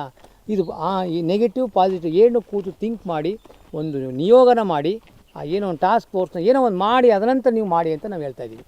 ಅಲ್ಲಿವರೆಗೆ ಮಾಡೋದು ಬೇಡ, ತೊಂದರೆ ಆಗುತ್ತೆ. ತೊಂದರೆ ಆದರೆ ನೀವು ಜವಾಬ್ದಾರರಾಗಬೇಕಂತ ನಮ್ಮಿದು. ಇತ್ತೀಚೆಗೆ ಅರಣ್ಯ ಸಚಿವರು ಕಾಡುಗಳಲ್ಲಿ ಪ್ರಾಣಿಗಳನ್ನು ಮೇವಿಸಬಾರ್ದು ಅನ್ನೋ ಒಂದು ಆದೇಶವನ್ನು ಹೊರಡಿಸಿದ್ದಾರೆ. ಅದು ನಿಮ್ಮ ಗಮನಕ್ಕಿದೆಯಾ? ಅದು ಹಾಗಾಗಿ ಕಾಡುಗಳಲ್ಲಿ ಪ್ರಾಣಿಗಳನ್ನು ಮೇಯಿಸೋದು ಕಾನೂನು ಬಾಹಿರನ? ನಾವು ಇದ್ರ ಬಗ್ಗೆ ಹೋರಾಟ ಮಾಡಿದ್ವಿ ಸರ್. ಅರಣ್ಯ ಸಚಿವರಿಗೆ ಅವ್ರಿಗೆ ತಲೆ ಇಲ್ಲ. ಕಾಡಿನೊಳಗಿರೋ ಜನರು, ಕಾಡಂಚಿನಲ್ಲಿರೋ ಜನಗಳು ಎಲ್ಲಿ ದನಗಳು ಮೇಯಿಸ್ತಾರೆ? ಏನು ಇವತ್ತು ಹೊಸ್ತಾದ್ರೆ ಮಾಡಿ. ಈ ಫಾರೆಸ್ಟು ಅನ್ನೋದೇ ಇರಲಿಲ್ಲ, ಫಾರೆಸ್ಟ್ ಆಫೀಸರ್ಗಳು ಇಲ್ಲ. ಆ ಕಾಲದಿಂದ ಅವರು ದನಗಳ ಜೊತೆಗೆ ಕಾಡು ಜೊತೆಗೆ ಬದುಕ್ತಾ ಇದ್ದಾರೆ. ರೈತ ಅಂದರೆ ಕಾಡು ಮತ್ತು ರೈತ ಎರಡೂ ಅವಿನವ ಸಂಬಂಧ ಇದೆ. ಕಾಡು ಬೇರೆಯಲ್ಲ, ರೈತ ಬೇರೆಯಲ್ಲ. ಕಾಡು ಬೇಕು, ರೈತನೂ ಬೇಕು. ಹಾಗಾಗಿ ಅರಣ್ಯ ಸಚಿವರಿಗೆ ನಾವು ಧಿಕ್ಕಾರಕ್ಕೆ ಹೋಗಿದ್ದೀವಿ, ಅವ್ರಿಗೆ ಹೇಳಿದ್ದೀವಿ. ಈ ಥರ ಎಲ್ಲರೂ ಜನ ಉಗಿದಿದ್ದಾರೆ, ರೈತರೆಲ್ಲವ ಕಾಡೊಳಗಡೆ ದನ ಮೇಯಿಸ್ತೆ ಎಲ್ಲಿ ಮೇಯಿಸ್ತಾರೆ? ಅದರಿಂದ ತೊಂದರೆಗಳೇನು? ಈ ಯಾರೋ ಫಾರೆಸ್ಟರ್ ಮಿನಿಸ್ಟ್ರಿಗಳು, ಯಾರೋ ಸೋಕಾಲ್ಡ್ ಪರಿಸರವಾದಿಗಳೆಲ್ಲ ಹೇಳ್ಬಿಡ್ತಾರೆ. ಅವರೆಲ್ಲ ಕಾಡೊಳಗಡೆ ಹಾಕಿದ್ದಾರೆ. ಇವರೆಲ್ಲವ ಕಾಡೊಳಗೆ ಜಮೀನಿಗೆ ಮನೆ ಕಟ್ಟೋದು, ಕಾಡೊಳಗಡೆ ಇದೆಲ್ಲ ಮಾಡೋದು ಅವರಾಯಿತು. ಇವರು DFOಗಳೆಲ್ಲ ಆ ಥರ ಇದ್ದಾಗ ಅರಣ್ಯ ಸಚಿವರು ಕಾಡಲ್ಲಿ ಬಂದು ವಾಸ ಮಾಡಬೇಕು, ಗೊತ್ತಾಯ್ತದೆ. DFOಗಳು ಕಾಡಲ್ಲಿ ಬಂದು ವಾಸ ಮಾಡಬೇಕು. 5 ಹುಲಿ ಸೋತೈತಲ್ಲ, ಯಾರು ಜವಾಬ್ದಾರಿ? ಇವ್ರು ಜವಾಬ್ದಾರಲ್ವಾ? ಇವರು ರಾಜೀನಾಮೆ ಕೂಟ್ಟು ಮಾತಾಡಲಿ. ಇವ್ರಿಗೆ ಮಾತಾಡೋ ನೈತಿಕತೆ ಕಾಡು ಬಗ್ಗೆ ಇಲ್ಲ, ಪ್ರಾಣಿಗಳ ಬಗ್ಗೆ ಮಾತಾಡೋ ನೈತಿಕತೆ ಇವ್ರಿಗಿಲ್ಲ. ಯಾಕಂದರೆ ರಾಜೀನಾಮೆ ಕೊಡಬೇಕು. 5 ಹುಲಿ ಅಲ್ಲ, ಅದು 50 ಹುಲಿ ಆಗವು, ಸಿಕ್ಕಾಪಟ್ಟೆ ಸಾಯ್ತಾ ಇದ್ದಾವೆ. ಯಾರು ಜವಾಬ್ದಾರರು? ಮೇನ್ ಅಧಿಕಾರಿಗಳು ಸಸ್ಪೆಂಡ್ ಮಾಡೋದಲ್ಲ, ಅದೇ ಅಧಿಕಾರಿಗಳನ್ನೇ ಇವರು ರೈಟಿಂಗ್ ಸೆಂಟ್ರಲ್ ಗೌರ್ಮೆಂಟ್ ಕೊಟ್ಟಿಲ್ಲ, ಬಾಯಿ ಮಾತ್ರ ಸಸ್ಪೆಂಡ್ ಆಗಿಲ್ಲ ಅದು. ಹಾಗಾಗಿ ಇವರು ನಿಜವಾಗೂ ಇವ್ರಿಗೆ ಕಾಡಿನ ಬಗ್ಗೆ ಗೌರವ ಇದ್ದರೆ ಫಸ್ಟು ರಾಜೀನಾಮೆ ಕೊಡಬೇಕು. ಇವ್ರಿಗೆ ಯೋಗ್ಯತೆ ಇದ್ದರೆ. ಇವರು ಮಾತಾಡೋಕ್ಕೆ ಹೋಗಿಲ್ಲ. ಏನೇ ಇವ್ರ ಮಾತಿಗೆ ನಾವು ಬೆಲೆ ಸೊಪ್ಪು ಹಾಕಲ್ಲ. ಕಾನೂನು ಮಾಡಿದ ತಕ್ಷಣ ಕಾನೂನು ಪಾಲಿಸ್ಬೇಕು ಅಂತೂ ಎಲ್ಲೂ ಇಲ್ಲ. ಏನು ನಾವು ಬಹುಜನ ಇದ್ದೀವಿ, ರೈತರಿದ್ದೀವಿ, ನಮ್ಮದೇ ಆದ ಕಾನೂನಿದೆ. ನಾವು ಹೇಳೋದೇ ಕಾನೂನು, ಕಂಡ್ರೆ ಹೇಳೋದಲ್ಲ ಕಾನೂನು. ನಮ್ಮದು ಕಾನೂನು. ಈ ನೆಲದಲ್ಲಿ, ಈ ಜಾಗದಲ್ಲಿ ನಾವೇನು ಹೇಳ್ತೀವಿ, ನಮ್ಮದು ಯಾವತ್ತೂ ಕಾನೂನು ಮಾಡ್ಬೇಕಾರೆ ಆ ಸಮಾಜ, ಆ ಬಹುಮುಖ ರೈತರು ಏನಿದ್ದಾರೆ ಅವ್ರಿಗೆ ಒಳ್ಳೆಯದಾದ ರೀತಿಯಲ್ಲಿ ಕಾನೂನು ಮಾಡ್ಕೋಬೇಕು ಹೊರತು ಯಾವನೋ ಪರಿಸರವಾದಿ ಮಾತು ಕೇಳ್ಕೊಂಡು ಕಾನೂನು ಮಾಡೋದಲ್ಲ. ಹಾಗಾಗಿ ಕಾನೂನು ಸುಡ್ತೀವಿ. ಅವ್ರು ಇನ್ನೂ ಕಾನೂನು ಮಾಡಿಲ್ಲ, ಬಾಯಿ ಮಾತಾಡಿದ್ರು. ಆ ತಕ್ಷಣ ರೈತರ ವಿರೋಧದ ನಡುವೆ ನಾನು ಹೇಳಿರೋದು ಬೇರೆ ರಾಜ್ಯದವು. ಎಲ್ಲಿದ್ದವು ಬೇರೆ ರಾಜ್ಯದವನಿಗೆ? ಇವ್ರ ಹತ್ರ ರೆಕಾರ್ಡೇ ಇಲ್ಲ. ಯಾರೋ ಹೇಳ್ತಾರೆ, ಯಾರೋ ಕೇಳ್ತಾರೆ. ಹಾಗಾಗಿ ಈಗಾಗಲೇ ಮುಖ್ಯಮಂತ್ರಿ ಉಗಿದಿರ್ಬೇಕು ಅವ್ರಿಗೆ. ಜನಗಳೆಲ್ಲ ಉಗಿದಿದ್ದೀವಿ, ಎಲ್ಲ ಮಠಾಧೀಶರುಗಳೆಲ್ಲ ಉಗಿದಿದ್ದಾರೆ. ಇನ್ನೊಂದು ಈ ಮತ್ತು ಇವರೆಲ್ಲ ಆಯಿತು, ರೈತನ ತಿನ್ನಬೇಡಿ, ರೈತ ಬೆಳೆದದನ್ನ ನೀವು ತಿನ್ನಬೇಡಿ, ನಿಮ್ಮ ಪ್ರಾಣಿಗಳು ನೀವೆಲ್ಲ ಮಡಿಕಳಿ, ನಮ್ಗೆ ಯಾವ ಮರನೂ ಬೇಡ, ಕಾಡು ಬೇಡಪ್ಪ. ನಮಗೆ ರೈತ ಬೆಳೆದದನ್ನ ನೀವು ಬೆಳಗ್ಗೆ ಎದ್ದು ಹಾಲು, ನಿಮ್ಮ ಮನೆ ಹಾಲು ಯಾರು ಕುಡಿಸ್ತೀರಾ? ಹಾಲು ಯಾರು ಕುಡಿಬೇಕು? ಇಡೀ ನಿಮ್ಮ ಫಾರೆಸ್ಟ್ ಇಲಾಖೆ ಯಾರು ಹಾಲು ಹಂದಿಗೆ ಹಾಲು ಕುಡ್ದಾರಾ? ಹುಲಿ ಹಾಲು ಕುಡ್ದಾರಾ? ರೈತನ ಮನೆ ಹಾಲನ್ನೇ ಕುಡಿಬೇಕು. ಬೆಳಗಾವತ್ತಿಗೆ ಅನ್ನ ತಿನ್ನಬೇಕು, ಮುದ್ದೆ ತಿನ್ನಬೇಕು. ಯಾರು ಬೆಳ್ಕೊಡ್ತಾರಪ್ಪ ನಿಮಗೆ? ಕಂಡ್ರೆ ಎಷ್ಟು ಎಕರೆ ಬೆಳೆದಾರಪ್ಪ ನೀವು? ನೀವು ತಿನ್ನೋದೆಲ್ಲ ರೈತರನ್ನ. ಮಾತಾಡೋದು ಯಾವೊಂದೋ ಮಾತಾಡ್ತಾರೆ. ಹಾಗಾಗಿ ನಿಮಗೆ ಯೋಗ್ಯತೆ, ಮಾನ ಮರ್ಯಾದೆ ಇದ್ದರೆ ಆ ಕೆಲಸನ ಮಾಡಿದ್ರೆ ನಿಮ್ಮನ್ನ ಕಾಡೊಳಕ್ಕೆ ಬರಬಿಡಲ್ಲ. ಏನು ಈ ಕಡೆ ಭಾಗಕ್ಕೆ ನೀವು ಎಂಟ್ರೆನ್ಸ್ ನಿಮ್ಮನ್ನ ತಡೆದು ಕಳಿಸ್ಬಿಡ್ತೀವಿ. ನೀವೇನೇ ಪೊಲೀಸ್ ತಗೊಬಂದ್ರು ನಾವೇನೂ ಮಾಡೋಕ್ಕಲ್ಲ. ಪೊಲೀಸ್ ಅದ್ಬಸ್ಲಿ ನಿಜವಾಗೂ ನೀವು ಮಾನ ಬನ್ನಿ, ಮತ್ತು ನೀವು ಒಬ್ಬರೇ ಪೊಲೀಸ್ ತಗೊಳ್ಳೋದು ನೋಡೋ. ಇವೆಲ್ಲರಿಗೂ ತಾಕತ್ತಿಲ್ಲ. ಪೊಲೀಸ್ ಜೊತೆಲೇ ಬರಬೇಕು. ಇವರೆಲ್ಲ ಕಳ್ಳರು ಅಂತ ನಮಗೆ ಗೊತ್ತು. ನಮ್ಮನ್ನ ರೈತರು ಅವರು ಹೊಡೆಯಲ್ಲ. ರೈತರು ಎದುರು ನಿಂತ್ಕೊಂಡ್ರೆ ಸಾಕು, ಇವ್ರು ಸತ್ತೋಯ್ತಾರೆ. ಹಾಗಾಗಿ ಪೊಲೀಸ್ ಇಲ್ಲದೆ ಯಾವುದೇ ಮಿನಿಸ್ಟ್ರು ಚಾಮರಾಜನಗರಕ್ಕೆ ಬರಲ್ಲ. ಇವ್ರಿಗೆ ತಾಕತ್ತಿಲ್ಲ, ದಮ್ಮಿಲ್ಲ. ಕಳ್ಳರು ಇವರೆಲ್ಲ ಗೊತ್ತು. ನಮ್ಮನ್ನು ನಾವೇ ಕಳ್ಳರು ಅಂತ ಚೆಂದಾಗಿ ಗೊತ್ತು. ಅದಕ್ಕೆ ಇಂಚೋರಿ ಮುಂಚೋರಿ ಪೊಲೀಸ್ ತಗೊಂಬರೋದು. ಪೊಲೀಸ್ ತಗೊಳ್ಳೋದೇ ಬನ್ನಿ ಮತ್ತೆ. ಯಾಕೆ ಇಲ್ಲೆಲ್ಲ ಕಳ್ಳರಿದ್ದಾವ. ನಾವು ಅದೇನು ಓಟ್ ಹಾಕಕ್ಕೆ ಬರ್ತಿದ್ದೀರಿ. ಈಗ ನಿಮ್ಗೆ ಕೊಂಬ ಮುಟ್ಟವ, ನೀವು ಕಳ್ಳರು ಇದಾಗ್ಬಿಟ್ರೆ. ಈಗಲೂ ನೀವು ಆ ಥರ ತಾಕತ್ತಿದ್ರೆ ನೀವು ಕಾರಲ್ಲಿ ಹಂಗೆ ಬನ್ನಿ, ಮಾತಾಡೋ ಎದುರಿಗೆ. ಅದು ತಾಕತ್ತಪ್ಪ. ಪೊಲೀಸ್ ಇರಬಾರ್ದು ಅಲ್ಲಿ. ನಾವೇನು ಮಾಡಲ್ಲ. ನಿಮ್ಮ ಕಾನೂನು ಚೌಕಟ್ಟಲ್ಲಿ ಕ್ವಶನ್ಗಳು ನಮ್ಮ ಕ್ವಶನ್ಗಳಿಗೆ ಉತ್ತರ ಕೊಡಿ. ಆ ಪೊಲೀಸ್ ಬಿಟ್ಟು ಲಾಠಿ ಬಿಟ್ಟು ತಳ್ಳಿಸ್ಬಿಟ್ಟು ಆಗ ನೀವೇ ಆಗ್ಬೇಕಾ? ಹಾಗಾಗಿ ನೀವು ಏನು ಅನ್ನ ತಿಂತಿದ್ರೆ, ಹಾಲು ಕುಡಿತಿದ್ರೆ ನೀವು ಈ ಮಾತನ್ನ ವಾಪಸ್ ತಗೊಳ್ಳಿ. ಇಂದು ಈ ಮಾತು ಬಾಯಲ್ಲಿ ಮಾತು ಬರಬಾರ್ದು. ಈ ದೇಶದ ಬೆನ್ನೆಲುಬು ರೈತನಿಗೆ ಸರಿಯಾದ ಸಮಯಕ್ಕೆ ಯಾವ ಸರ್ಕಾರಗಳು ಕೂಡ ವಿದ್ಯುತ್ ಕೊಡ್ತಾ ಇಲ್ಲ. ಇದಕ್ಕೆ ಕಾರಣ ಏನು? ಒಂದು, ನಮಗೆ ಕರೆಂಟ್ನ ಅವಶ್ಯಕತೆ ಇರಲಿಲ್ಲ. ಹಿಂದೆ 20-30 ವರ್ಷದ ಹಿಂದೆ ಹೋದರೆ ರೈತ ಕರೆಂಟ್ ನಂಬ್ಕೊಂಡಿರಲಿಲ್ಲ. ಅವನು ಬೆಳೆ ಬೆಳೀತಾ ಇದ್ದ, ಅವನು ಸುಖವಾಗಿದ್ದ. ಏನು ಈ ರಸಗೊಬ್ಬರಗಳು ಬರ್ತವೆ, ರಸಗೊಬ್ಬರಗಳು ಬಂದಾಗ ಈ ಕರೆಂಟ್ನ ಸೃಷ್ಟಿ ಮಾಡ್ತಾರೆ. ಕರೆಂಟ್ನ ಸೃಷ್ಟಿ ಮಾಡಿ ಹೆಚ್ಚು ಬೆಳೆಯೋಕ್ಕೋಸ್ಕರ, ಹೆಚ್ಚೆಚ್ಚು ಬೆಳೆದು ಹೆಚ್ಚೆಚ್ಚು ಮಾಡೋಕ್ಕೋಸ್ಕರ, ಭೂಮಿನ ಹಾಳು ಮಾಡೋಕ್ಕೋಸ್ಕರ, ರೈತನ ಹಾಳು ಮಾಡೋಕ್ಕೆ ಇವೆಲ್ಲ ಒಂದು ಗೊಬ್ಬರ ಇರ್ಬೋದು, ಔಷಧಿ ಇರ್ಬೋದು, ಕರೆಂಟ್ ಇರ್ಬೋದು, ಒಂದು ವ್ಯೂಹನ ರಚಿಸಿ ಎಲ್ಲರೂ ಅದ್ರ ಮೇಲೆ ಡಿಪೆಂಡ್ ಆದಮೇಲೆ ಅದು ಕೇಳೋಕೆ ಹೋಗ್ತಾರೆ, ಅವ್ರು ಕೊಡೋಕ್ಕಲ್ಲ. ಇವತ್ತು ಲಕ್ಷಾಂತರ ಪಂಪ್ ಸೆಟ್ಗಳಿಗೂ ಇವೆ. ಹಾಗೆ ರೈತ ಅದ್ರ ಮೇಲೆ ಅವಲಂಬಿತನಾಗಿದ್ದಾನೆ. 7 ಗಂಟೆ ಕರೆಂಟ್ ಕೊಡಬೇಕಂದ್ರೆ ವರ್ಷ ಪೂರ್ತಿ 7 ಗಂಟೆ ಕರೆಂಟ್ ಕೊಡಲೇಬೇಕು. ಅವನಿಗೆ ಏನೇನು ಮಾಡಬೇಕು 7 ಗಂಟೆಗೆ ಅಂತ ಪ್ಲ್ಯಾನ್ ಮಾಡ್ಕೊಂಡಿರ್ತಾನೆ. ಮಧ್ಯ ಇವರು 5 ಗಂಟೆ ಕೊಡ್ತೀನಿ, 2 ಗಂಟೆ ಕೊಡ್ತೀನಿ, 1 ಗಂಟೆ ಕೊಡ್ತೀನಿ, ತೆಗೆಯೋದು, ಅದು ಹೋಗಿದೆ ಇದು ಹೋಗಿದೆ ಅಂದರೆ ಜವಾಬ್ದಾರರು ಯಾರು? ಎಲ್ಲ ಸರ್ಕಾರಗಳು ಹಿಂಗೆ ಮಾಡೋದು. ಈಗ ನಾವು ಮಧ್ಯಾಹ್ನ ಊಟ ಮಾಡಬೇಕು, ನನಗೆ ದುಡ್ಡಿಲ್ಲ, ಬಸ್ ಸಿಕ್ಕಿಲ್ಲ, ಕಾರ್ ಸಿಕ್ಕಿಲ್ಲ ಅಂದರೆ ಹೊಟ್ಟೆ ಕೇಳುತ್ತಾ? ನೀವೇನೇ ಮಾಡಿ ಮಧ್ಯಾಹ್ನ 2 ಗಂಟೆಗೆ ಊಟಕ್ಕೆ ಕೊಡಬೇಕು, ಊಟ ಮಾಡಬೇಕು ಹೊಟ್ಟೆಗೆ. ಅದೇ ಥರ ನಿಮ್ಮ ಮಕ್ಕಳನ್ನ ನಾವು ಸ್ಕೂಲ್ಗೆ, ನಿಮ್ಮದು ದುಡ್ಡಿಲ್ಲೋ ಮಕ್ಕಳು ಶಾಲೆಗೆ ಕಳಿಸ್ಲೇಬೇಕು ತಾನೆ. ಹಂಗಾಗಿ ಸರ್ಕಾರದ ಜವಾಬ್ದಾರಿ, ನೀವೇನು 7 ಗಂಟೆ ಒಪ್ಕೊಂಡಿರ್ತೀರ ಆ 7 ಗಂಟೆ ಕರೆಂಟ್ನ ನೀವು ಕೊಡಬೇಕು. ಕೊಡದೇ ಹೋದರೆ ನೀವು ಕಂಪ್ನಿಗಳಿಗೆ ಡಿಪೆಂಡ್ ಆಗಿ ನೀವು ಅವ್ರಿಗೆ ದುಡ್ಡು ಕೊಡೋಷ್ಟು ಕೊಡಲೇಬೇಕು. ನೀವು 1,000 ಕೋಟಿ ಅಂತ 10,000 ಕೋಟಿ ಹೋಗುತ್ತೆ ಅವ್ರಿಗೆ ನಮ್ಮಿಂದ. ನಮ್ಮ ದುಡ್ಡು ಸುಮ್ಮನೆ ಕೊಡಲ್ಲ ಕಂಪ್ನಿಗಳು, ನಮ್ಮ ದುಡ್ಡು ಅವ್ರಿಗೆ ಹೋಗಿರ್ತದೆ. ಅವರು ಕರೆಂಟ್ ಕೊಡೋದು ವ್ಯತ್ಯಯ ಮಾಡಿ ದುಡ್ಡುಗಳನ್ನ ಉಳಿಸ್ಕೊತಾ ಇದ್ದಾರೆ. ಮತ್ತು ಸರ್ಕಾರಗಳು ರೈತ ಹಾಳಾಗಬೇಕು ಅಂತ ಅವನ ಉದ್ದೇಶ, ಮೇನ್ ಪರ್ಪಸ್ ಇರೋದು ರೈತ ಹಾಳಾಗಬೇಕು. ಅವ್ನ ಭೂಮಿನ ನಾವು ಕಿತ್ಕೋಬೇಕು, ಅವ್ನು ಕೊಡಲ್ಲ. ಅವನಿಂದ ಕಿತ್ಕೋಬೇಕಾರೆ ಇದೆಲ್ಲ ಪ್ಲ್ಯಾನ್ ಆಗಬೇಕು. ಒಂದು ಕಡೆ ರಸಗೊಬ್ಬರದ ಅವಳಿ ಇದು ಮಾಡಬೇಕು, ಒಂದು ಕಡೆ ಕರೆಂಟ್ ತೊಂದರೆ ಕೊಡಬಾರ್ದು, ಒಂದು ಕಡೆ ಬ್ಯಾಂಕ್ ಲೋನ್ ಕೊಡಬಾರ್ದು, ಒಂದು ಕಡೆ ಬೀಜ ಕೊಡಬಾರ್ದು. ಇಷ್ಟೆಲ್ಲ ಮೀರಿ ಮಾರ್ಕೆಟ್ಗೆ ಹೋದರೆ ಅಲ್ಲಿ ರೇಟ್ ಬಿದ್ದೋಗ್ಬೇಕು. ಇವೆಲ್ಲ ಪ್ಲ್ಯಾನ್ ಇವ್ರದ್ದು. ಒಟ್ಟಾರೆ ಪ್ಲ್ಯಾನ್ ಮಾಡಿ ರೈತ ನಮ್ಮ ದೇಶದಲ್ಲಿ ಇವತ್ತೇನು ಅಮೇರಿಕಾದಲ್ಲಿ 1% ರೈತರಿದ್ದಾರೆ, 2% ರೈತರಿದ್ದಾರೆ, ಯುರೋಪಲ್ಲಿ 4% ಇದ್ದಾರೆ. ನಮ್ಮ ದೇಶದಲ್ಲಿ ಯಾಕೆ 52%, 53% ಇರಬೇಕು? ಇಲ್ಲೂ ಆ ಮಟ್ಟಿಗೆ ಕಲಿಸ್ಬೇಕು. ಆ ಮಟ್ಟಿಗೆ ಕಲಿಸ್ಬೇಕಾದ್ರೆ ನಾವು ಜಮೀನು ಕಿತ್ಕೊಳ್ಳೋಕ್ಕಾಗಲ್ಲ. ಈ ಥರ ಎಲ್ಲ ಕಿರುಕುಳ ಕೊಟ್ಟರೆ, ನಮಗೆ ಸುತ್ತಲೂ ಕಿರುಕುಳ ಕೊಟ್ಟರೆ ಅವನು ಜಮೀನನ್ನ ಕೊಟ್ಬಿಡ್ತಾನೆ ಅನ್ನೋ ಉದ್ದೇಶ, ಉದ್ದೇಶನೇ ಇವ್ರದ್ದು. ಮೇನ್ ರಾಜ್ಯ ಸರ್ಕಾರ ಮತ್ತು ಕೇಂದ್ರ ಸರ್ಕಾರದ ಉದ್ದೇಶ ಈ ಜಮೀನುಗಳನ್ನ ಕಿತ್ಕೊಂಡು ಕಾರ್ಪೊರೇಟ್ರ್ ಕೊಡಬೇಕು, ಕಾರ್ಪೊರೇಟ್ರ್ ಕೃಷಿ ಆಗಬೇಕು, ಕಾಂಟ್ರಾಕ್ಟ್ ಫಾರ್ಮಿಂಗ್ ಆಗಬೇಕು, ನಾವೆಲ್ಲ ಗೇಯಬೇಕು, ನಾವೇನು ಕ್ವಶನ್ ಕೇಳಬಾರ್ದು, ಹೋರಾಟ ಮಾಡಬಾರ್ದು. ಇದೆ ಮೇಯ್ನು. ಇನ್ನು 20 ವರ್ಷದಲ್ಲಿ ಇನ್ನೆಲ್ಲ ಇಲ್ಲಿಗೆ ಬಂದುಬಿಡ್ತದೆ ನೋಡ್ಕೊಳ್ಳಿ. ಇದೊಂದು ವ್ಯವಸ್ಥಿತ ಷಡ್ಯಂತ್ರ. ಮೀಟ್ರ್ ಹಾಕ್ತೀವಿ ಅನ್ನೋದು ಹಾಕಿ, ಮೀಟ್ರ ನಾವೇನು ಮೀಟ್ರ್ ಹಾಕ್ಬೇಡ ಅನ್ನಲ್ಲಪ್ಪ. ಮೀಟ್ರ್ ಹಾಕು, ರಸಗೊಬ್ಬರನು ನೀನು ಸಬ್ಸಿಡಿ ತೆಗೆದಾಕ್ಬಿಟ್ಟು ತಗೋ, ನಾವು ಬೇಡ ಅನ್ನಲ್ಲ. ಆದರೆ ನನ್ನ ಬೆಳೆಗೆ ವೈಜ್ಞಾನಿಕವಾದ ಬೆಲೆ ಕೊಡು. ಆಗ 1 kg ಅಕ್ಕಿಗೆ 250 300 ರೂಪಾಯಿ ಆಯ್ತದೆ. ಸುಮ್ಮನೆ ಅದು ರೈತರಿಗೆ ಅಷ್ಟು ಸಬ್ಸಿಡಿ ಇಷ್ಟು ಸಬ್ಸಿಡಿ ಅಂತ ಮಾತಾಡ್ತಾರೆ. ಅಲ್ಲಿ ಬೆಳಗ್ಗೆ 1 kg ಅಕ್ಕಿನ ನೀವು 40 ರೂಪಾಯಿ ತಿಂತಿದ್ದೀರಿ, ಬಾಳೆಹಣ್ಣು 40 ರೂಪಾಯಿ ತಗೊಂಡು ತಿಂತಿದ್ದೀರಿ, ನೀವು ಹಣ್ಣುಗಳು ತಗೊಂಡು ತಿಂತಿದ್ದೀರಿ, ರಾಗಿ ಜೋಳ ತಿಂತಾಯಿದ್ದೀರಿ. ಇದು ಗ್ರಾಹಕರೇ. ನಿಮಗೆ ನಾವು ಕೊಡ್ತಾ ಇರೋದು ಕಡಿಮೆ ದುಡ್ಡಲ್ಲಿ. ವೈಜ್ಞಾನಿಕವಾಗಿ ಲೆಕ್ಕ ಹಾಕಿದ್ರೆ 1 kg ಅಕ್ಕಿಗೆ 250 ರೂಪಾಯಿ ಬೀಳ್ತದೆ. ಕೊಡಿ 250 ರೂಪಾಯಿನ ಹಾಕಿ ಮೀಟ್ರು. ಅದಿಲ್ಲ, ಮೀಟ್ರ್ ಹಾಕ್ಬಿಡ್ತೀವಿ ನಾವು, ಅದು ಹಾಕ್ಬಿಡ್ತೀವಿ, ಸುಮ್ಮನೆ ಕರೆಂಟ್ ಕೊಡ್ತೀವಿ, ರಸಗೊಬ್ಬರಗಳು ಫ್ರೀ ಕೊಡ್ತೀವಿ ಅಂತ ಯಾರು ಕೊಟ್ಟರು ಇವರು? ನನಗೆ ವೈಜ್ಞಾನಿಕವಾದ ನಿಮ್ಗೆ ಯಾವುದು ಫ್ರೀ ಬೇಡ. ನಮಗೆ ಯಾಕೆ ಫ್ರೀ ಬೇಕು? ಟೊಮೊಟೊ ಹಣ್ಣಿಗೆ ಆಯ್ತು 70 80 ರೂಪಾಯಿ 1 kg ಕೊಡು ಅಲ್ವಾ? ನಮಗೆ ಫ್ರೀ ಬೇಡ. ನೀವು ಫ್ರೀ ಕೊಡ್ತೀನಿ ಅಂತ ಹೇಳ್ಬೇಡ. ನನ್ನ ಹತ್ರ ಹಿಂದ್ಗಡೆಯಿಂದ ನಾನು ಬೆಳಗಾನ ಒಟ್ಟು 12 ಗಂಟೆಯಿಂದ 15 ಗಂಟೆ ದುಡಿತೀನಿ. ನನಗೇನೂ ಇಲ್ಲ. 4 ಗಂಟೆ ಕೆಲಸ ಮಾಡೋರಿಗೆ ಲಕ್ಷಾಂತರ ರೂಪಾಯಿ ಸಂಬಳ ಕೊಡ್ತಾಯಿದ್ರಿ. ನೀವೆಷ್ಟು ಸಂಬಳ ಎಸ್ಕೊತೀರಿ? ನನ್ನ ಬೆಲೆಗಾಗಿ ಕೊಡು, ರೇಟ್ ಕೊಡು, ನಿಮ್ಮದು ಪುಕ್ಸಟ್ಟಿ ಹಾಗಾಗಿ ಯಾಕೆ ಕರೆಂಟ್ಗಳು ಇಲ್ಲಿ ಹಿಂಗೆಲ್ಲ ಮಾಡ್ತಾರೆ, ರಸಗೊಬ್ಬರಗಳು ಹಿಂಗೆ ಮಾಡ್ತಾರೆ? ರೈತನಿಂದ ಜಮೀನು ಕಿತ್ಕೋಬೇಕು. ಕಿತ್ಕೊಳ್ಳೋಕ್ಕೋಸ್ಕರ ಈ ನಾಟಕನೆಲ್ಲ ಆಡ್ತಾಯಿದ್ದಾರೆ.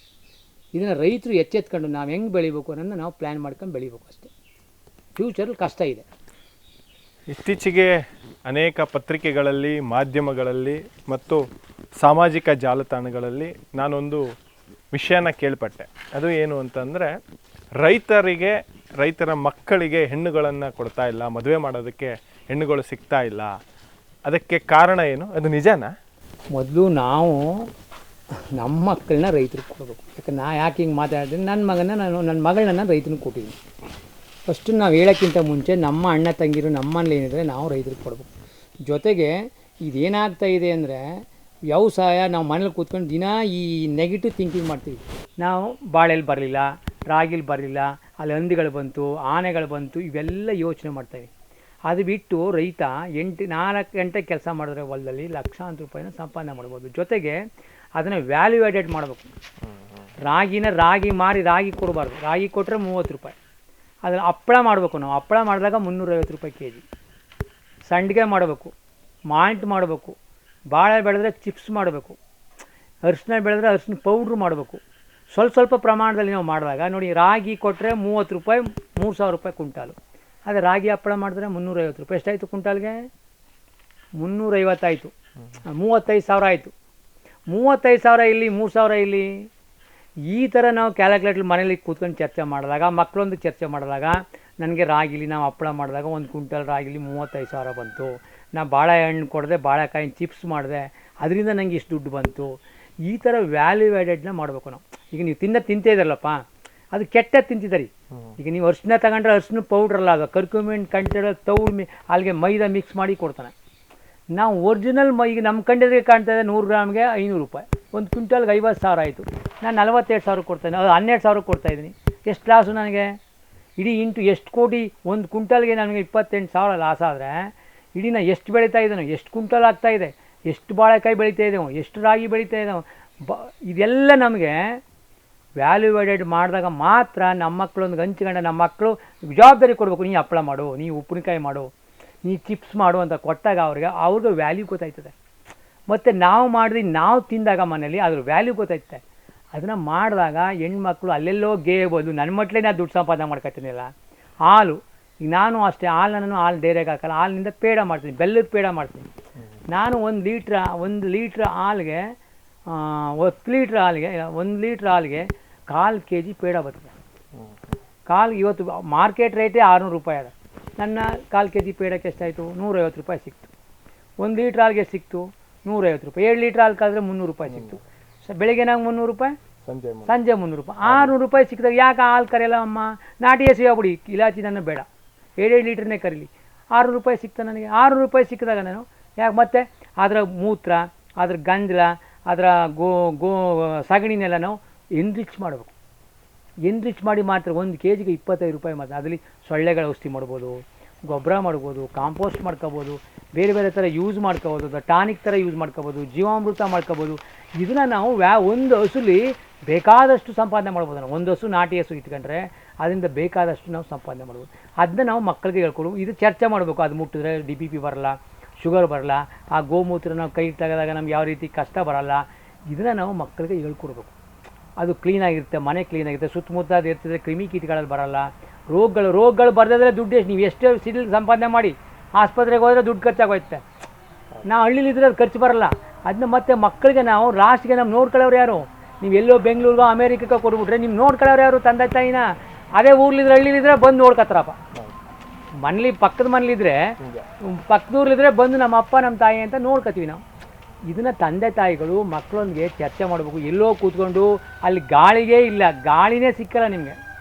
ಒಳ್ಳೆ ಯೋಗ್ಯವಾದ ಗಾಳಿ ಸಿಕ್ಕಲ್ಲ. ಇವತ್ತು ಡೆಲ್ಲಿಲಿ ಗಾಳಿಗೆ ಹಾಕೊಂಡು ತಿರುಗಾಡ್ತಾಯಿದ್ದಾರೆ. ಆ ಗಾಳಿನೇ ಸಿಕ್ಕಿದಾಗ ನೀವು ಅಲ್ಲೋಗಿ ಏನು ಮಾಡ್ತೀರಾ?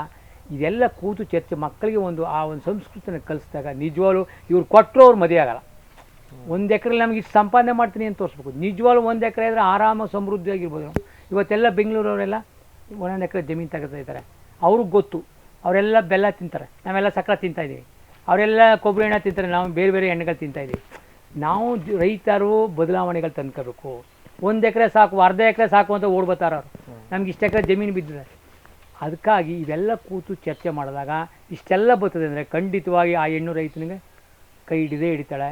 ನಾವು ರೈತರಿಗೆ ಹೆಣ್ಣು ಕೊಡ್ಬೋದು, ಹೆಣ್ಣು ತರಬೋದು. ಫಸ್ಟು ಇದೆಲ್ಲ ಆದಾಗ ಯಾವುದೇ ಕಾರಣಕ್ಕೂ ರೈತನಿಗೆ ಹೆಣ್ಣು ಕೊಡಲ್ಲ ಅಂತ ಯಾರು ಹೇಳಲ್ಲ. ಗೊತ್ತಿಲ್ಲ, ಅವನೇ ಸಾಯ್ತಾನೆ, ಅವ ಆತ್ಮಹತ್ಯೆ ಮಾಡ್ಕೊತಾನೆ, ಅವನಿಗೇನು ಇಲ್ಲ. ಈ ಥರ ಸೃಷ್ಟಿ ಮಾಡಿ ಅದು ನೈಸರ್ಗಿಕ ಕೃಷಿಲಿ ಮಾತ್ರ ಸಾಧ್ಯ. ಕೆಮಿಕಲ್ ಕೃಷಿಲಿ ಸಾಧ್ಯವಿಲ್ಲ. ನೈಸರ್ಗಿಕ ಕೃಷಿಲಿ ಸ್ವಾಭಿಮಾನ, ನಾವು ಜೀವನವನ್ನು ಸ್ವಾಭಿಮಾನದಿಂದ ಬದುಕೋದು. ಯಾರೇ ಅಂಗ್ಲಿಲ್ಲೇ ಅವ್ರಿಗೆ ಗೊತ್ತಿಲ್ಲ. ಹೆಣ್ಮಕ್ಳಿಗೆ ನನ್ನ ಗಂಡ 7 ಗಂಟೆ ರಾತ್ರಿ ಬರ್ತಾನಲ್ಲ, ಅವ್ನಿಗೇನು ಆರೋಗ್ಯ ಕೆಡ್ತದೆ, ಅವ ಬಾಸ್ನ ಎದುರು ಕೈ ಕಟ್ಟಿ ನಿಂತ್ಕೋಬೇಕು, ತಲೆ ಕೆರೆಬೇಕು. ಇಲ್ಲಿ ಅವೆಲ್ಲ ಇಲ್ಲ. ನನ್ನ ಗಂಡ ತಲೆ ಎತ್ಕೊಂಡು ತಿರುಗಾಡ್ಬೋದು ಅನ್ನೋದು ಆ ಹೆಣ್ಣಿಗೆ ಕಲಿಸ್ಬೇಕು ನಾವು. ಅದನ್ನು ಮಕ್ಕಳು, ನಾವು ತಂದೆ ತಾಯಿ ಮಕ್ಕಳು ಕೂತು ನೀವೆಲ್ಲ ಚರ್ಚೆ ನಡೆದಾಗ ಖಂಡಿತವಾಗೂ ರೈತನಿಗೆ ಕೈ ಹಿಡಿತಾಳೆ ಅಂತ ನನ್ನ ಒಂದಿದು. ಇವೆಲ್ಲ ನಡೀತಾ ಇಲ್ಲ. ಇದೆಲ್ಲ ನಡೀಬೇಕು, ಲಾಭನ ತೋರಿಸ್ಬೇಕು. ಮತ್ತು ಈ ಒಂದು ಸ್ವಾಭಿಮಾನ, ಈ ಒಂದು ಏನು ಸಮೃದ್ಧಿ ಇದೆ, ಇಲ್ಲಿ ಮನೇಲಿ ಕೂತ್ಕೊಂಡು ಊಟ ಮಾಡೋದು, ಅದೊಂದೆಲ್ಲ ಆದಾಗ ನಿಜವಾಗ್ಲೂ ರೈತನಿಗೆ ಎಂಟು ಕೊಟ್ಟೆ ಕೊಡ್ತಾರೆ. ರೈತರ ಬಗ್ಗೆ ಪಾಸಿಟಿವ್ ಆಗಿ, ಅವರ ವ್ಯವಸಾಯದ ಬಗ್ಗೆ ಪಾಸಿಟಿವ್ ಆಗಿ ಜನರಿಗೆ ಮನವರಿಕೆ ಮಾಡಿಕೊಡ್ಬೇಕು ಅಂತ ಅವರು ಥಿಂಕಿಂಗ್ ಮಾಡಬೇಕು ಅದ್ರ ಬಗ್ಗೆ. ಇನ್ನು ಮುಂದುವರೆದು ಪ್ರೊಫೆಸರ್ ನಂಜುಂಡಸ್ವಾಮಿ ಅವರ ನಂತರ ನಮಗೆ ಮತ್ತೊಬ್ಬ ರೈತ ನಾಯಕವಾಗಿ ಕಾಣಿಸ್ಕೊಂಡವರು ಪುಟ್ಟಣ್ಣಯ್ಯವರು ಅನೇಕ ರೈತರ ಸಮಸ್ಯೆಗಳನ್ನು ಸದನದಲ್ಲಿ ಚರ್ಚೆ ಮಾಡಿದ್ರು. ಆ ನಂತರ ಬೇರೆ ಬೇರೆ ಪಕ್ಷಗಳಲ್ಲಿ ಕೂಡ ವ್ಯಕ್ತಿಗತವಾಗಿ ಇದ್ದಾರೆ. ಆದರೆ ರೈತರ ಪರವಾಗಿ, ರೈತರ ನಾಡಿ ಮಿಡಿತವಾಗಿ ನಾವು ಕೆಲಸ ಮಾಡ್ತೀವಿ ಅಂತ ಹೇಳ್ಕೊಂಡು ಬಂದವರು ತುಂಬ ಕಡಿಮೆ. ಈಗ ಮತ್ತೊಬ್ಬರು ಇದೇ ಪುಟ್ಟಣ್ಣಯ್ಯವರ ಮಗ ದರ್ಶನ್ ಪುಟ್ಟಣ್ಣಯ್ಯರವರು ಇವತ್ತು ಗೆದ್ದು ಸದನಕ್ಕೆ ಹೋಗಿದ್ದಾರೆ, ವಿಧಾನಸಭೆಯನ್ನು ಪ್ರವೇಶ ಮಾಡಿದ್ದಾರೆ. ಅವರು ನಿಮ್ಮ ರೈತರ ನುಡಿಯಾಗಿ, ರೈತರ ಧ್ವನಿಯಾಗಿ, ರೈತರ ಪರವಾಗಿ ಕೆಲಸ ಮಾಡ್ತಾ ಇದ್ದಾರೆ ಅಂತ ನಿಮ್ಗೇನಾದ್ರು ಅನ್ನಿಸ್ತಾ ಇದೆಯಾ? ನನಗೆ ಪುಟ್ಟಣ್ಣಯ್ಯನವರು ನಂಜುಂಡಸ್ವಾಮಿ ಅವ್ರ ಥರ ಅವ್ರು ಮಾಡದೇ ಇದ್ದರು, ಇವತ್ತಿನ ಕಾಲಘಟ್ಟಕ್ಕೆ ತಕ್ಕಾಗಿ ಕೆಲಸ ಮಾಡ್ತಾಯಿದ್ದಾರೆ. ಯಾಕಾಗೆ ಎಲೆಕ್ಷನ್ನು ಚುನಾವಣೆ ಬಂದಾಗ ಆ ಚುನಾವಣೆ ರೀತಿಗಳೇ ಬೇರೆ. ನಂಜುಂಡಸ್ವಾಮಿಯವರು ಪುಟ್ಟಣ್ಣಯ್ಯ ಚುನಾವಣೆಗಳು ಎದುರಿಸ್ತಿದ್ದೇ ಬೇರೆ, ದರ್ಶನ್ ಪುಟ್ಟಣ್ಣಯ್ಯ ಚುನಾವಣೆ ಎದುರಿಸಿದೇ ಬೇರೆ. ಹಾಗಾಗಿ ಅವ್ರ ಮಟ್ಟಕ್ಕೆ ಹೋಗದೇ ಇದ್ರೂ ಈ ಇರೋ MLAಗಳಿಗಿಂತ ಒಂದು ಪರವಾಗಿ, ರೈತರ ಪರವಾಗಿ ಒಂದಷ್ಟು ಕೆಲಸ ಮಾಡ್ತಾ ಇದ್ದಾರೆ ಅಂತ ನಿಮಗೆ ಅನಿಸ್ತಾ ಇದೆ? ರೈತರ ಪರ ಧ್ವನಿ ಎತ್ತುತ್ತಾ ಇದ್ದಾರೆ, ನಿಮ್ಮ ಹೋರಾಟಗಳಿಗೆ ರೈತರ ಸ್ಪಂದಿಸ್ತಾ ಇದ್ದಾರೆ, ಬೇರೆ MLAಗಳಿಗಿಂತ ಮಾಡ್ತಾ ಇದ್ದಾರೆ. ಆದರೆ ಅವ್ರ ತಂದೆ ಮಟ್ಟಕ್ಕೆ ಮತ್ತು ಪ್ರೊಫೆಸರ್ ಮಟ್ಟಕ್ಕೆ ಅವ್ರ ಮಟ್ಟಕ್ಕೆ ಹೋಗೋಕ್ಕಾಗಿಲ್ಲ, ಹೋಗಿಲ್ಲ ಅವ್ರ ಕೆಳಗೆ. ಹಾಗಾಗಿ ಇನ್ನೂ ದರ್ಶನ್ ಪುಟ್ಟ ಆ ಮಟ್ಟಕ್ಕೆ ಹೋಗಲಿ ಅಂತ ನಾನು ಆಶೆ ಇದು ನಮ್ಮ ರೈತರ ಪರವಾಗಿ ನಾನು ಅವ್ರು ಕೇಳ್ಕೊತೀನಿ. ಯಾವುದೇ ಕಾರಣಕ್ಕೂ ಯಾವುದೇ ಆಸೆ ಆಮಿಷ ಒದಗಿಸ್ತೇ ನೀವು MLA ಆಗಿ ಇನ್ನೂ ನಿಮಗೆ ಆ ಗುಣಗಳು ನಿಮಗೆ ಬರುತ್ತೆ. ಏನು ನಂಜುಂಡಸ್ವಾಮಿ ಅವರು, ಪುಟ್ಟಣ್ಣಯ್ಯರ ಅವರ ಗುಣಗಳನ್ನು ಪಾಲಿಸ್ಕೊಂಡು ಎಲೆಕ್ಷನ್ನ ಫೇಸ್ ಮಾಡಿ ಅಂತ ನಾನು ರೈತರ ಪರವಾಗಿ ಅವ್ರನ್ನ ಕೇಳ್ಕೊತಾ ಇದ್ದೀನಿ. ಒಟ್ಟಾರೆ ಅವರಲ್ಲೆದ್ರು ಈ ಬೇರೆ MLAಗಿಂತ ಇವರು ಒಂದು ಹೆಚ್ಚಾಗಿ ಕೆಲಸನ ಮಾಡ್ತಾ ಇದ್ದಾರೆ. ಕರ್ನಾಟಕ ಏಷ್ಯಾದಲ್ಲೇ ತೆಂಗು ಬೆಳೆಯೋದರಲ್ಲಿ ಮೊದಲನೇ ಸ್ಥಾನ ಪಡೆದಿದೆ. ಸೊ ಹಂಗಾಗಿ ನೀರ ಇಳಿಸುವ ಈ ವಿಚಾರದಲ್ಲಿ ಸರ್ಕಾರ ಅನುಮತಿಯನ್ನು ಕೊಟ್ಟಿಲ್ಲ. ಈ ಹಿಂದೆ ಒಂದು 10-15 ವರ್ಷದ ಹಿಂದೆ ಪ್ರೊಫೆಸರ್ ನಂಜುಂಡಸ್ವಾಮಿ ಅವರು ಸರ್ಕಾರಕ್ಕೆ ಸವಾಲುಗಳನ್ನು ಹಾಕಿ ನಾವು ನೀರವನ್ನು ಇಳಿಸ್ತೀವಿ ಅಂತ ಸವಾಲು ಹಾಕಿದರು. ಬಟ್ ಇವತ್ತಿನ ಸರ್ಕಾರಗಳು ಅದಕ್ಕೆ ಅನುಮತಿಯನ್ನು ಕೊಟ್ಟಿಲ್ಲ.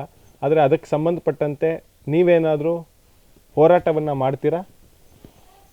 ಏನೋ ನಂಜುಂಡಸ್ವಾಮಿ ಅವರು 2000 ಇಸ್ವಿಲಿ ನುಸಿ ರೋಗ ಬಂದಾಗ ಕಾನೂನಲ್ಲಿ ಅಬ್ಕಾರಿ ಇಲಾಖೆಗೆ ಬರ್ತಿದ್ದು ಕಾನೂನು ವಿರೋಧ ಅಂತ. ಆದರೆ ಅದು ಒಳಿತಾದಾಗ ಅದು ವ್ಯಾಲ್ಯೂಯೇಟೆಡ್ ಮಾಡಿ, ಅದರಲ್ಲಿ ಸಕ್ಕರೆ ಮಾಡಿ, ಚಾಕ್ಲೇಟ್ ಮಾಡಿ, ಜಾಮ್ ಮಾಡಿ ಸರ್ಕಾರಗಳಿಗೆ ಗೊತ್ತಿರಲಿಲ್ಲ. ನೀರನ್ನೋದೇ ಕಾನ್ಸೆಪ್ಟು ಸರ್ಕಾರಗಳಿಗೆ ಗೊತ್ತಿರಲಿಲ್ಲ, ಯಾವ ವಿಜ್ಞಾನಿಗೂ ಗೊತ್ತಿರಲಿಲ್ಲ. ಆಗ ಅವರು ಆ ನೀರದಿಂದ ಇಳಿಸಿ, ಆ ನೀರಿಂದ ಏನೇನು ಆಗುತ್ತೆ ಅಂತ ಜರ್ಮನ್ ಲ್ಯಾಬ್ಗೆಲ್ಲ ಕಳಿಸಿ ಆ ಸಕ್ಕರೆ ಮಾಡಿ, ಇಲ್ಲೇ ಸಕ್ಕರೆ ಮಾಡಿ, ಚಾಮರಾಜನಗರದಲ್ಲೇ ಸಕ್ಕರೆ ಮಾಡಿಸ್ತವ್ರು, ಸಕ್ಕರೆ ಮಾಡಿ ಜರ್ಮನಿಗೆ ಕಳಿಸ್ಕೊಡ್ತಾರೆ. ಅದರಿಂದ ಏನೇನು ಆಗ್ತದೆ, ಏನೇನು ಲಾಭ ಇದೆ, ಎಷ್ಟು ಬಯೋ ಪ್ರಾಡಕ್ಟ್ಗಳನ್ನ ಮಾಡ್ಬೋದು ಅನ್ನೋದನ್ನು ತೋರಿಸ್ಕೊಟ್ಟ ಒಬ್ಬ ವ್ಯಕ್ತಿ ಅಂದರೆ ನಂಜುಂಡಸ್ವಾಮಿ ಅವರು. ಅದಕ್ಕಾಗಿ ಸರ್ಕಾರ ಮೌಖಿಕವಾಗಿ ಆದೇಶ ಕೊಡ್ತಾ ಹೊರತು ಅವರು ಗೆಜೆಟ್ ನೋಟಿಫಿಕೇಷನ್ಲಿದೆ ಪಾಸ್ ಮಾಡಿಲ್ಲ. ಹಾಗೂ ನೀರನ್ನು ಇವತ್ತು ಇಳಿಸ್ತಾ ಇದ್ದೀವಿ, ನಡೀತಾ ಇದೆ. ಸರ್ಕಾರಕ್ಕೂ ನಮಗೂ ಹೋರಾಟ ನಡೀತಾ ಇದೆ. ಅದು ತಮಿಳುನಾಡು ಬೇರೆ ಬೇರೆ ರಾಜ್ಯಗಳನ್ನು ಯೂಸ್ ಮಾಡ್ಕೊಂಡಿದ್ದಾರೆ. ಅಲ್ಲಿ ಏನು ಅಂದರೆ ಬಂದಿರೋದು ಈಗ ಕಾರ್ಪೊರೇಟ್ರು, ಏನು MNC ಕಂಪ್ನಿಗಳು, ನಿಮಗೆ ಕೋಕೋ ಕೋಲಾ ಇರ್ಬೋದು, ಪೆಪ್ಸಿ ಇರ್ಬೋದು, ಅದು ವಿರೋಧ ಮಾಡ್ತಾಯಿದೆ. ಅದಕ್ಕೆ ಡ್ಯಾಮೇಜ್ ಆಗುತ್ತೆ. ನೀರ ಏನಾದರೂ ಮಾರ್ಕೆಟಿಗೆ ಬಂದರೆ ಪೆಪ್ಸಿ, ಕೋಕೋ ಕೋಲಾ, ಈ ಏನೇನು ಏನೋ ಬರ್ತಾವಲ್ಲಪ್ಪ ಕುಡಿಯೋವು, ಅವಕ್ಕೆ ಎಫೆಕ್ಟ್ ಆಗ್ತದೆ. ಹಾಗಾಗಿ ಅವು ಸರ್ಕಾರದ ಮೇಲೆ ನಿಯಂತ್ರಣ ತರ್ತಾ ಇದೆ. ಸರ್ಕಾರ ಆದರೆ ಎಂಜಿಲ್ ಕಾಸ್ಟಿಂದ ಇವತ್ತು ರೈತರ ವಿರೋಧ ಮಾಡಿ ಆ ನೀರ ಏನು ಇಳಿಸ್ಬೇಕು ಅದನ್ನ ಸರಳೀಕರಣ ಮಾಡ್ತಾಯಿಲ್ಲ. ದೊಡ್ಡ ದೊಡ್ಡ ಕಾನೂನುಗಳನ್ನ ಹಾಕಿ ಅದನ್ನ ನಿಲ್ಲಿಸ್ತಾ ಇದ್ದಾರೆ. ಹಾಗಾಗಿ ಅದ್ರ ಜೊತೆಗೆ ನಂಜುಂಡಸ್ವಾಮಿ ಅವರು ಅದು ಒಂದಲ್ಲ, ನಮ್ಮದು ಅಂತ ಒಂದು ಬ್ರ್ಯಾಂಡ್ ಮಾಡ್ತಾರೆ. ಅವರು ನಮ್ಮದು ಅಂತ ಬ್ರ್ಯಾಂಡ್ ಮಾಡ್ತಾರೆ. ಯಾಕಂದರೆ ನಾವು ಇವತ್ತು ಬಾಳೆಕಾಯಿ 50 ರೂಪಾಯಿ ಕೊಡ್ತೀವಿ, ಪುನಃ ನಾಳೆ ನಾವೇ ಬಾಳೆಕಾಯಿ ತಿನ್ಬೇಕಾರೆ 100 ರೂಪಾಯಿ ಕೊಡಬೇಕು. 20 ರೂಪಾಯಿ ಟೊಮೊಟೊ ಕೊಡ್ತೀವಿ, ಪುನಃ ನಾವು ಅಂಗಡಿಗೆ ಹೋದ್ರೆ 40 ರೂಪಾಯಿ ಆಗಿರುತ್ತೆ. ಎಲ್ಲ ವಸ್ತುಗಳು ಡಬ್ಬಲ್ಲು ತ್ರಿಬ್ಬಲ್ ಆಗಿರುತ್ತೆ. ಹಾಗಾಗಿ ಒಂದು ಕಡೆ ನಾವು ಬೆಳೆಗಾರರು, ಉತ್ಪಾದಕರು, ಒಂದು ಕಡೆ ಗ್ರಾಹಕರು. ಹಾಗಾಗಿ ನಮ್ಮ ಉತ್ಪನ್ನಗಳನ್ನ ನಾವೇ ಯಾಕೆ ಮೌಲ್ಯವರ್ಧನೆ ಮಾಡಬಾರ್ದು ಅಂತ ನಮ್ಮದು ಅಂತ ಮಾಡಿದ್ದಾರೆ. ಅದೇ ಮುಂದುವರೆದ ಭಾಗವಾಗಿ ನಾವು ಚಾಮರಾಜನಗರದಲ್ಲಿ ನಮ್ಮದು ಅಂತ ಒಂದು ಕಂಪ್ನಿ ಮಾಡಿ, ಒಂದು ಗ್ರಾಮ ಘಟಕದಲ್ಲಿ 5 ಜನ ನಾವು ತಗೋತಾ ಇದ್ದೀವಿ. 5 ಜನದಲ್ಲಿ 20 ಗುಂಟೆ ಜಮೀನು ಮಾತ್ರ ತಗೊಳ್ಳೋದು ಒಬ್ಬ ರೈತ. ಅದರಲ್ಲಿ 20 ಗುಂಟೆಯಲ್ಲಿ 10 ಗುಂಟೆಯಲ್ಲಿ ನಿಮ್ಮ ಮನೆಗೆ ಬೇಕಾದವೆಲ್ಲವನ್ನು 5 ಜನದ ಕುಟುಂಬಕ್ಕೆ ಬೆಳ್ಕೊಬೋದು. ಇನ್ನು 10 ಗುಂಟೆಲಿ ಬೆಳೆದ ಜಮೀನನ್ನು ನಮ್ಮದು ಮಾರ್ಕೆಟ್ ಕೊಟ್ಟು ನಾವು ಮಾರ್ಕೆಟ್ನ ಏನು KMF ಮಾಡ್ತಾಯಿದ್ದಾರೆ ಆ ಥರ KMFಲ್ಲಿ ನಾವು ಮಾಡೋಕ್ಕೆ ಹೊರಟಿದ್ದೀವಿ. ಈಗಾಗಲೇ ಮೆಂಬರ್ಶಿಪ್ಗಳು ನಡೀತಾ ಇದೆ, ಕಂಪ್ನಿನೂ ಮಾಡಿದ್ದೀವಿ. ಮಾಡುವಲ್ಲ ಇನ್ನು 2 ವರ್ಷದಲ್ಲಿ ನಾವು ಇಡೀ ಚಾಮರಾಜ ಜಿಲ್ಲೆ ಮತ್ತು ಆ ಉಳಿದ ಪ್ರಮಾಣ ಕರ್ನಾಟಕದಲ್ಲಿ ಆ ಒಂದು ಮಾದರಿಯಲ್ಲಿ ರೈತನಿಗೆ ಒಳ್ಳೆ ಬೆಲೆಯನ್ನು ಸಿಕ್ಕಂಥ ರೀತಿಯಲ್ಲಿ ನಾವು ಮಾಡೋಕ್ಕೆ ಹೊರಟಿದ್ದೀವಿ. ಈಗಾಗಲೇ ಮೆಂಬರ್ಶಿಪ್ ಆಗ್ತಾಯಿದೆ, ನಮ್ಮದು ಕಂಪ್ನಿ ಆಗಿದೆ. ಆ ನಂಜುಂಡಸ್ವಾಮಿ ಅವರು ಬರೀ ನೀರಾದಲ್ಲೆಲ್ಲ ಎಲ್ಲ ಬೆಳೆಗಳನ್ನು ನಾವು ವ್ಯಾಲ್ಯೂಯೇಟೆಡ್ ಮಾಡಿ ಮಾರಾಟ ಮಾಡೋದ್ರ ಜೊತೆಗೆ ವಿಶೇಷವಾಗಿ ಏನು ಈ ನೀರ ಇಳಿಸುವಂಥ ಹೋರಾಟಕ್ಕೆ ನಿಮ್ಮ ಮುಂಚೂಣಿಯಲ್ಲಿ ಹೋರಾಟಗಳು ನಡೀತಾ ಇದೆ. ಈಗಲೇ ಸರ್ಕಾರ ಕೇಳ್ತಾ ಇದ್ದೀವಿ, ಸರ್ಕಾರ ಪರ್ಮಿಷನ್ ಕೊಡೋಕ್ಕೆ ಅವೇನು ಕಂಪ್ನಿ ಮಾಡ್ಕೊಳ್ಳಿ, ಸಂಘಗಳು ಮಾಡ್ಕೊಳ್ಳಿ ಅಂತ ಹೇಳ್ತಾರೆ. ಅದರಲ್ಲೊಂದು ತೊಡಕಿದೆ. ಮತ್ತು ಇನ್ನೂ ಟೆಕ್ನಾಲಜಿಗಳು ಬರ್ತಾಯಿದೆ. ಆಗ ಅದ್ರ ಹೋರಾಟದ ಜೊತೆಗೆ ಅದನ್ನು ಬಿಟ್ಟಿಲ್ಲ ನಾವು, ಅದು ನಡೀತಾ ಇದೆ. ಯಾವುದೋ ದಕ್ಷಿಣ ಕರ್ನಾಟಕನೋ ಕೊಟ್ಟಿದ್ದಾಗ ಈ ನೀರ ಎಲ್ಲೋ ಮಾರಾಟ ಮಾಡ್ತಾಯಿದ್ದಾರೆ. ಅದನ್ನ ತಮಿಳ್ನಾಡು ತಗೊಂಡು ಮತ್ತು ನಮ್ಮ ಆಲೂರು ಮೂರ್ತಿ ಮಗ ಪೇಟೆಂಟ್ ತಗೊಂಡಿದ್ದಾರೆ ಅದರಲ್ಲಿ ನೀರಾದಲ್ಲಿ. ಅವರು ಸುಮಾರು ವರ್ಷ ಹೋರಾಟ ಮಾಡಿ ಕೊನೆಗೆ ತಮ್ಮ ಮಗ ಅದನ್ನು ಪೇಟೆಂಟ್ ಕಳೆದ. ಈಗಾಗಲೇ ತಮಿಳ್ನಾಡಿನ ಕಂಪ್ನಿ ಒಂದು ರಾಮರಾಜು ಅದು ಏನೇನೋ ದೊಡ್ಡ ದೊಡ್ಡ ಕಂಪ್ನಿಗಳು ಮೆಂಬರ್ಶಿಪ್ ಮಾಡ್ಕೊಂಡಿದ್ದಾರೆ. ಕಂಪ್ನಿ ಮಾಡ್ಕೊಂಡು ಇವ್ರನ್ನೆಲ್ಲ CEO ಕರೀತಾ ಇದ್ದಾರೆ. ಅವ್ರು ಇಲ್ಲೇ ಏನೋ ಮಾಡಬೇಕು ಅಂತ ನಡೀತಾ ಇದೆ. ಮುಂದಿನ ದಿನಗಳು ಆಗ್ತಾಯಿದೆ. ನಾನು ಹೇಳಿದ್ದು ನೀರ ಜೊತೆಗೆ ಉಳಿದ ಎಲ್ಲ ಬೆಳೆಗಳನ್ನು ಒಂದು ಊರಿಗೆ 5 ಜನ ಮಾತ್ರ, 20 ಗುಂಟೆ ಜಮೀನು ಮಾತ್ರ ನಮಗೆ. ಅದನ್ನು ನಾವು ತಗೊಂಡು ಪ್ರಾಯೋಗಿಕವಾಗಿ KMF ಮಾದರಿಯಲ್ಲಿ ಎಲ್ರಿಗೂ ಒಳ್ಳೆ ವಿಷಮುಕ್ತ ಆಹಾರ, ವಿಷಮುಕ್ತ ಜೀವನ, ವಿಷಮುಕ್ತ ಆಹಾರ, ವಿಷಮುಕ್ತ ಭೂಮಿಯನ್ನು ಮಾಡಿ 5 ಜನ ನಾವು ಪ್ರಾಯೋಗಿಕವಾಗಿ ತಗೊಂಡು ಆ ಒಂದು ಸಾವಯವ ಕೃಷಿ, ನೈಸರ್ಗಿಕ ಕೃಷಿನ ಮಾಡ್ತಾಯಿದ್ದೀವಿ ನಾವು. ನಾನು ನಿಮ್ಮ ಅನೇಕ ಸಾಮಾಜಿಕ ಜಾಲತಾಣಗಳನ್ನೆಲ್ಲ ನೋಡ್ತಾ ಇದ್ದೆ, ನಿಮ್ಮ ವಿಡಿಯೋಗಳನ್ನು, ನಿಮ್ಮ ಹೋರಾಟಗಳನ್ನು. ಅದರಲ್ಲಿ ಒಬ್ಬ ಪೊಲೀಸರಿಗೆ, DSFಗೆ, ಇನ್ನಿತರ ಅಧಿಕಾರಿಗಳಿಗೆ, ಬೆಸ್ಕಾಂ ಅಧಿಕಾರಿಗಳಿಗೆ ನೀವು ಹೇಳ್ತೀರಾ, ನಿಮ್ಮನ್ನು ಕಂಬಕ್ಕೆ ಕಟ್ಟಾಕಿ ನಾವು ಹೊಡಿತೀವಿ, ನಿಮ್ಮ ಮನೆಗೆ ನುಗ್ತೀವಿ, ನಿಮಗೆ ಸಂಬಳ ಕೊಡ್ತಿರೋರು ನಾವು, ನಿಮ್ಗೆ ಕೊಟ್ಟಿರೋ ಬೂಟು ನಮ್ಮ ದುಡ್ಡು, ಮುಖ್ಯಮಂತ್ರಿಗಳು ಬಂದರೂ ನಮ್ಮ ಮಾತು ಕೇಳಬೇಕು, ಇಲ್ಲಾಂದರೆ ಮುಖ್ಯಮಂತ್ರಿನೂ ಸೇರಿಸಿ ಕಟ್ಟಾಕ್ತೀವಿ ಅಂತ ಹೇಳ್ತೀವಿ. ಹೊನ್ನೂರು ಪ್ರಕಾಶ್ ಅವ್ರಿಗೆ ಭಯ ಆಗೋದಿಲ್ವಾ ಸರ್? ಪ್ರಜಾಪ್ರಭುತ್ವದಲ್ಲಿ ನಾನೇ ಪ್ರಭು ಇರುವಾಗ ಕೆಲಸ ಗೌರವ ಕೊಡ್ತೀವಿ. ಮೊದಲು ತಿಳ್ಕೊಳ್ಳಿ, ಅದು ನಾವು ಯಾರಿಗೂ ನೀನು ಅಂತ ನಾನು ಅನ್ನಲ್ಲ. ಗೌರವ, ಎಲ್ಲರಿಗೂ ಗೌರವ ಕೊಡ್ತೀವಿ. ಅದೇ ರೀತಿ ಕೆಲಸನೂ ತಗೋತೀವಿ. ನಾನು ಪ್ರಭು, ನನ್ನಿಂದ ನೀವು ಗೆದ್ದಿರೋದು, ನನ್ನ ಟ್ಯಾಕ್ಸಲ್ಲಿ ನೀವು ಬದುಕ್ತಾ ಇರೋದು. ಸಂಬಳನೂ ಅಷ್ಟೇ. ಕೆಲಸ ಮಾಡೋಕೆ ಇಂತಿಂಥ ಕೆಲಸ ಮಾಡಬೇಕು ಅಂತ ಒಂದು ಕಾನೂನು ಚೌಕಟ್ಟು ಕೊಟ್ಟಿದ್ದೀವಿ. ನೀವು ಆ ಕಾನೂನು ಚೌಕಟ್ಟು ಮೀರಿದ್ರೆ ನಾವು ಆ್ಯಕ್ಷನ್ ತಗೊಳ್ಳೇಬೇಕು. ಹೊಡೆಯಲ್ಲ, ನಾವು ಕಟ್ಟಾಗ್ತೀವಿ ಅಂತ ಹೇಳೋದು. ಯಾವತ್ತೂ ನಾವು ಹೊಡೆಯೋಕ್ಕೆ ಹೋಗಲ್ಲ. ಕಾನೂನು ಚೌಕಟ್ಟಲ್ಲಿ ಏನು ಮಾಡಬೇಕು ಅದನ್ನು ಕ್ವಶನ್ ಮಾಡ್ತೀವಿ ನಾವು. ಆ ಕ್ವಶನ್ನು ಆ ಥರ ಇರ್ತದೆ. ಏನು ನಂಜುಂಡಸ್ವಾಮಿ ಅವ್ರು ನಮ್ಗೆ ಹೇಳ್ಕೊಟ್ಟಿದ್ದಾರೆ, ನೀವು ಕೆಲಸ ಮಾಡೋಕ್ಕಿರೋರು ಕೆಲಸ ಮಾಡದಿದ್ದಾಗ ಮುಖ್ಯಮಂತ್ರಿಗೆ ನಾವು ಕೂರಿಸಿರೋದು. ಮುಖ್ಯಮಂತ್ರಿ ಹಂಗೆ ಕೂತ್ಕೊಂಡ್ರೆ ಅವರು ಎಷ್ಟು 1 4 ಲಕ್ಷ ಕೋಟಿ ದುಡ್ಡು ಅವ್ರ ಕೈ ಕೊಟ್ಟಿದ್ದೀವಿ. ನೀನು ಸರಿಯಾಗಿ ಕೆಲಸ ಮಾಡದೇ ಇದ್ರೆ ನೀನು ಬಿಡ್ಬಿಟ್ಟವ, ಕಂಬಗೂ ಕಟ್ಟಾಕ್ತೀವಿ, ಸೋಲಿಸ್ತೀವಿ. ಮುಖ್ಯಮಂತ್ರಿ 3ನೇ ಮಾಡಿಯಿಂದ ವಿಧಾನಸಭೆ ಕೆಳಗೂ ತೊಳ್ತೀವಿ, ನಮಗೆ ಗೊತ್ತು ಅದು. ಹಂಗಾಗಿ ರೈತ ನಾನೊಬ್ಬ ಅಲ್ಲ, ನಾನು ಹೇಳೋದು ರೈತ ಕುಲ. ನಾವು 75 ಭಾಗ ಈ ದೇಶದಲ್ಲಿದ್ದೀವಿ. ನಮಗೆ ಇವತ್ತು ಸರ್ಕಾರನೇ ಉಳಿಸ್ತೀವಿ. ಸಿದ್ದರಾಮಯ್ಯವ್ರು ಹೆಚ್ಚ, ಬೆಸ್ಕಾಮ್ಗಳು, ಚೆಸ್ಕಾಮ್ಗಳು, ಎಸ್ಕಾಮ್ಗಳು ಅಧಿಕಾರಿಗಳು ಹೆಚ್ಚ, ಪೊಲೀಸ್ ಹೆಚ್ಚ. ಯಾಕೆ ಭಯ ಅಂದರೆ ಕಳ್ಳನಿಗೆ ಭಯ. ಮೋಸ ಮಾಡಿರೋರೇ ವಿಧಾನಸೌಧದಲ್ಲಿ ಕೂತಿದಾರಲ್ಲ ನೀವು, ನಿಮಗೆ ಬಾಗಿಲು ತಗೋತಾರೆ, ನಿಮಗೆ ಸೆಲ್ಯೂಟ್ ಆಗ, ನನಗೆ ಯಾಕೆ ಭಯ? ನಾನು ಈ ದೇಶದ ಪ್ರಭು, ನಿನ್ನ ಗೆಲ್ಸಿದ್ದೀವಿ, ನಿಮ್ಗೆ ಸಂಬಳ ಕೊಡ್ತೀವಿ. DC ಅಂದ್ರೇನು, SP ಅಂದ್ರೇನು, DYSP ಅಂದ್ರೇನು, ಇವೆಲ್ಲ ಕೆಲಸ ಮಾಡೋಕ್ಕಿರೋರು. ನೀವು ಅಲ್ಲಿ ಬೆಟ್ಟು ಮಡಗಲೇಬೇಕು. ನಿಮ್ಗೆ ಸಂಬಳ ಕರೆದಾಗ ನಾವು 10,000 ಜನ ನಿಂತ್ಕೊಂಡು ಗಲಾಟೆ ಮಾಡಿ ಸಿದ್ದರಾಮಯ್ಯ ಓಡಿ ಬರಬೇಕು. 1000 ಜನ ನಿಂತ್ಕೊಂಡ್ರೆ DC ಓಡಲೇ ಬರಬೇಕು. ಅವ್ರು ಕರೆದ್ರೆ ಹೋಗಲ್ಲ. ಸಿದ್ದರಾಮಯ್ಯ ನಾ ಬರಲಪ್ಪ ಇವತ್ತು ಅನ್ಬೋದು, DC ಅವ್ರು ಕರೆದ್ರೆ ನಾ ಬರಲ್ಲ ಅನ್ಬೋದು. ಆದರೆ ನಾವು ಕರೆದ್ರೆ ಇವೆಲ್ಲ ಬರಲೇಬೇಕು. ಇದು ಪ್ರಜಾಪ್ರಭುತ್ವದಲ್ಲಿ ನಮಗೆ ಅಂಬೇಡ್ಕರ್ ಸಾಹೇಬರು ಕೊಟ್ಟಿರೋ ಒಂದು ಗೌರವನ ರೈತ ಸಂಘ ಚಲಾಯಿಸ್ತೀನಿ. ನೀವು ಚಲಾಯಿಸ್ಬೋದು, ಎಲ್ಲರೂ ಚಲಾಯಿಸಿದಾಗಲೇ ಚೆಂದ ಅದು ಎಲ್ಲರೂ ಚಲಾಯಿಸಿ ಅಂತ ನಾವು ಹೇಳೋದು. ನೀವು ಆ ಹೋರಾಟದ ಮೂಲಕ ಅರಿವು ಮೂಡಿಸ್ತಾ ಇದ್ದೀರಾ. ಎಲ್ಲರೂ ಕೇಳಿ, ನೀವು ಎಲ್ಲರೂ ಕ್ವಶನ್ ಮಾಡಿ. ದುಡ್ಡು ಯಾರ್ದು? ಈಗ DC ಇಲ್ಲಿಗೆ ಬರ್ತಾರೆ, ಯಾರ್ದು ಪೆಟ್ರೋಲ್? ಅದು SP ಬರ್ತಾರೆ. ಯಾರು ಪೆಟ್ರೋಲ್ ಹಾಕ್ಸ್ಕೊಂಡು ಬರ್ತಾರೆ? ಇಲ್ಲಿಗೆ ಸಿದ್ದರಾಮಯ್ಯ ಬರ್ತಾರೆ. ಅವ್ರು ಊಟ ಮಾಡೋ ದುಡ್ಡು ಯಾರ್ದು? ಅಲ್ಲಿ ಬರೆಯಲ್ಲ ಬಿಲ್ನ. ಬಟ್ಟೆ ಒಗೆಯವ್ರು ಯಾರು? ಅವ್ರು ಶೂ ಕೊಟ್ಟರೆ ಶೂ ತಗೊಳ್ಳೋದು ಎಲ್ಲಿ? ಬಿಲ್ ಕೊಡೋದು ಸರ್ಕಾರದಿಂದ ಕೊಡೋಲ್ಲ ಬಿಲ್ಲು. ನಿಮ್ಮ ಆರೋಗ್ಯ ನೋಡ್ಕೊಳ್ಳೋಕ್ಕೇನು? ಎಲ್ಲ ನಾವೇ ಕೊಡೋದು. ಇವೊಂದು ಟೈವ್ ನಮ್ಮ ದುಡ್ಡೇ ಹಾಕೊಂಡು ತಿರುಗಾಡೋದು ನೀವು. ಮತ್ತೇನು ನಮ್ಮ ದುಡ್ಡು ಇಸ್ಕೊಂಡು ನಮಗೆ ನೀವು ತಿರುಗೋಗಿ ನೀವು ತಿರುಮಂತ್ರ ಹೇಳಿದ್ರೆ ನಮಗೆ ಕೊಪ್ಪರಲ್ವಾ? ನಾನು ಕೆಲಸ ಮಾಡಿದಾಗ ಯಾರೋ ಕೇಸ್ ಹಾಕ್ಬಿಡ್ತೀನಿ ಅಂದರೆ ಏನೇ ಕೇಸ್ ಹಾಕೋದಿರು? ಕೇಸ್ ಯಾರಿಗೆ ಹಾಕ್ಬೇಕು ಅವ್ರಿಗೆ ಹಾಕ್ಬೇಕು. 7 ಗಂಟೆ ಕರೆಂಟ್ ಕೊಡೋದು ನಾವು ಕೇಸ್ ಹಾಕ್ತೀವಿ, ನಮಗೆ ಬರಲ್ವಾ? ಕೇಸು ಎಲ್ಲರೂ ಹಾಕ್ಬೋದು. ಅಂದರೆ ಯಾರು ಕಳ್ಳರು ಅವ್ರಿಗೆ ಹಾಕ್ಬೇಕು. ಪ್ರಜಾಪ್ರಭುತ್ವದಲ್ಲಿ ನನ್ನ ಪ್ರಭುತ್ವ ನೀನು ಎದುರಿಸಿದ್ರೆ ನಾನು ಎದುರ್ಕೊಳಕ್ಕಾದ್ದ? ನಂಗೆ ತಾಕತ್ತಿಲ್ವಾ? ನಾನು ಓಟ್ ಹಾಕಿಲ್ವಾ? ಗೆಲ್ಸಿಲ್ವಾ? ಅಧಿಕಾರಿ ಶಾಹಿಗಳಿಗೆ ಎದುರ್ಕೋಬೇಡಿ ಅನ್ನೋ ಸಂದೇಶ ಕೊಡ್ತಾ ಇದ್ದೀರಾ. ಅಧಿಕಾರಿಗಳಿಗೂ ಹೆದರ್ಕೋಬೇಡಿ, ರಾಜಕಾರಣಿಗಳು ಹೆದರ್ಕೋಬೇಡಿ, ನೀವು ಅಪ್ರಾಮಾಣಿಕ ಹೆದರ್ಕೊಳ್ಳಿ, ಪ್ರಾಮಾಣಿಕತೆಯಿಂದಿರಿ. ಯಾರಿಗೂ ನಾವು ಹೆದರ್ಬೇಕಾಗಿಲ್ಲ. ನನ್ನಲ್ಲಿ ಪ್ರಾಮಾಣಿಕತೆ ಇದ್ದರೆ ನಾನು ಯಾರಿಗೂ ಹೆದರ್ಕೋಬೇಕಾಗಿಲ್ಲ. ಕಳ್ಳರಿಗೆ ಬುದ್ಧಿ ಕಲಿಸೋದು ಇವತ್ತಲ್ಲ ನಾಳೆ ನಮಗೆ ಗೊತ್ತು. ನಮಗೆ ಮತ್ತೆ ಆಸೆಗಳಿರ್ಬಾರ್ದು, ಅವ್ರು ಕೊಡೋ ಆಸೆಗಳಿಗೆ ನಾವು ಬಲಿ ಆಗಬಾರ್ದು, ಕೈ ಒಡ್ಡಬಾರ್ದು. ಇವತ್ತು ರೈತ ಕೈಗೆ ಓಡವ ಕೈ ಒಡ್ಡಬಾರ್ದು, ಕೈ ಒಡ್ಡಾಗಲೇ ನಾವು ಹಿಡ್ಕೊತಾರೋ ಜುಟ್ಟವರು. ಹಾಗಾಗಿ ಅಲ್ಲಿ ಎಲ್ಲರಿಗೂ ನಾವು ಹೇಳ್ತಾ ಇಲ್ಲ, ಭ್ರಷ್ಟರಿಗೆ ಹೇಳ್ತಾ ಇರೋದು. ಪ್ರಾಮಾಣಿಕ ಅಧಿಕಾರಿ ಏಡುಕುಂಡಲ ಇದ್ದರು, ಹಿಂದೆ ಹರ್ಷಗುಪ್ತ ಇದ್ದರು, ಮಧುಕರ್ ಶೆಟ್ಟಿ ಇದ್ದರು, ಅಂತಂಥ ಪುಣ್ಯಾತ್ಮರನ್ನ ನಾವು ನೆನೆಸ್ಕೊತೀವಿ. ಅಂಥ ಪುಣ್ಯಾತ್ಮರನ್ನ ಇವತ್ತು ನೆನೆಸ್ಕೊತೀವಿ ನಾವು. ಅವ್ರಿಗೆ ಒಳ್ಳೆ ಜೈಕಾರ ಕೂಗ್ತೀವಿ, ಅವ್ರ ಮನಸ್ಸಲ್ಲಿ ನೆನೆಸ್ಕೊತೀವಿ. ಎಲ್ಲರಿಗೂ ನಾವು ಆ ಥರ ಹೇಳಲ್ಲ. ಎಷ್ಟೋ ಜನ ಪ್ರಾಮಾಣಿಕರಿದ್ದಾರೆ. ರೈತ ಅಧಿಕಾರಿಗಳು ಎಲ್ಲರೂ ಕೆಟ್ಟವರಲ್ಲ, ರಾಜಕಾರಣಿಗಳು ಎಲ್ರಿಗೂ ಕೆಟ್ಟಲ್ಲ. ಕೆಟ್ಟವ್ರಿಗೆ ನಾವು ಸಿಂಹ ಸೊಪ್ಪ, ನಾವು ಕ್ವಶನ್ ಮಾಡ್ತೀವಿ, ಬಿಡಲ್ಲ. ಅವ್ರ ಇಲ್ಲೆಲ್ಲ ಜಾಲ ಆಡ್ತೀವಿ. ಮರ್ಯಾದೆ ಒಪ್ಕೊಂಡ್ರೆ ಸರಿ, ಮರ್ಯಾದೆ ಕೊಡ್ತೀವಿ ಫಸ್ಟು.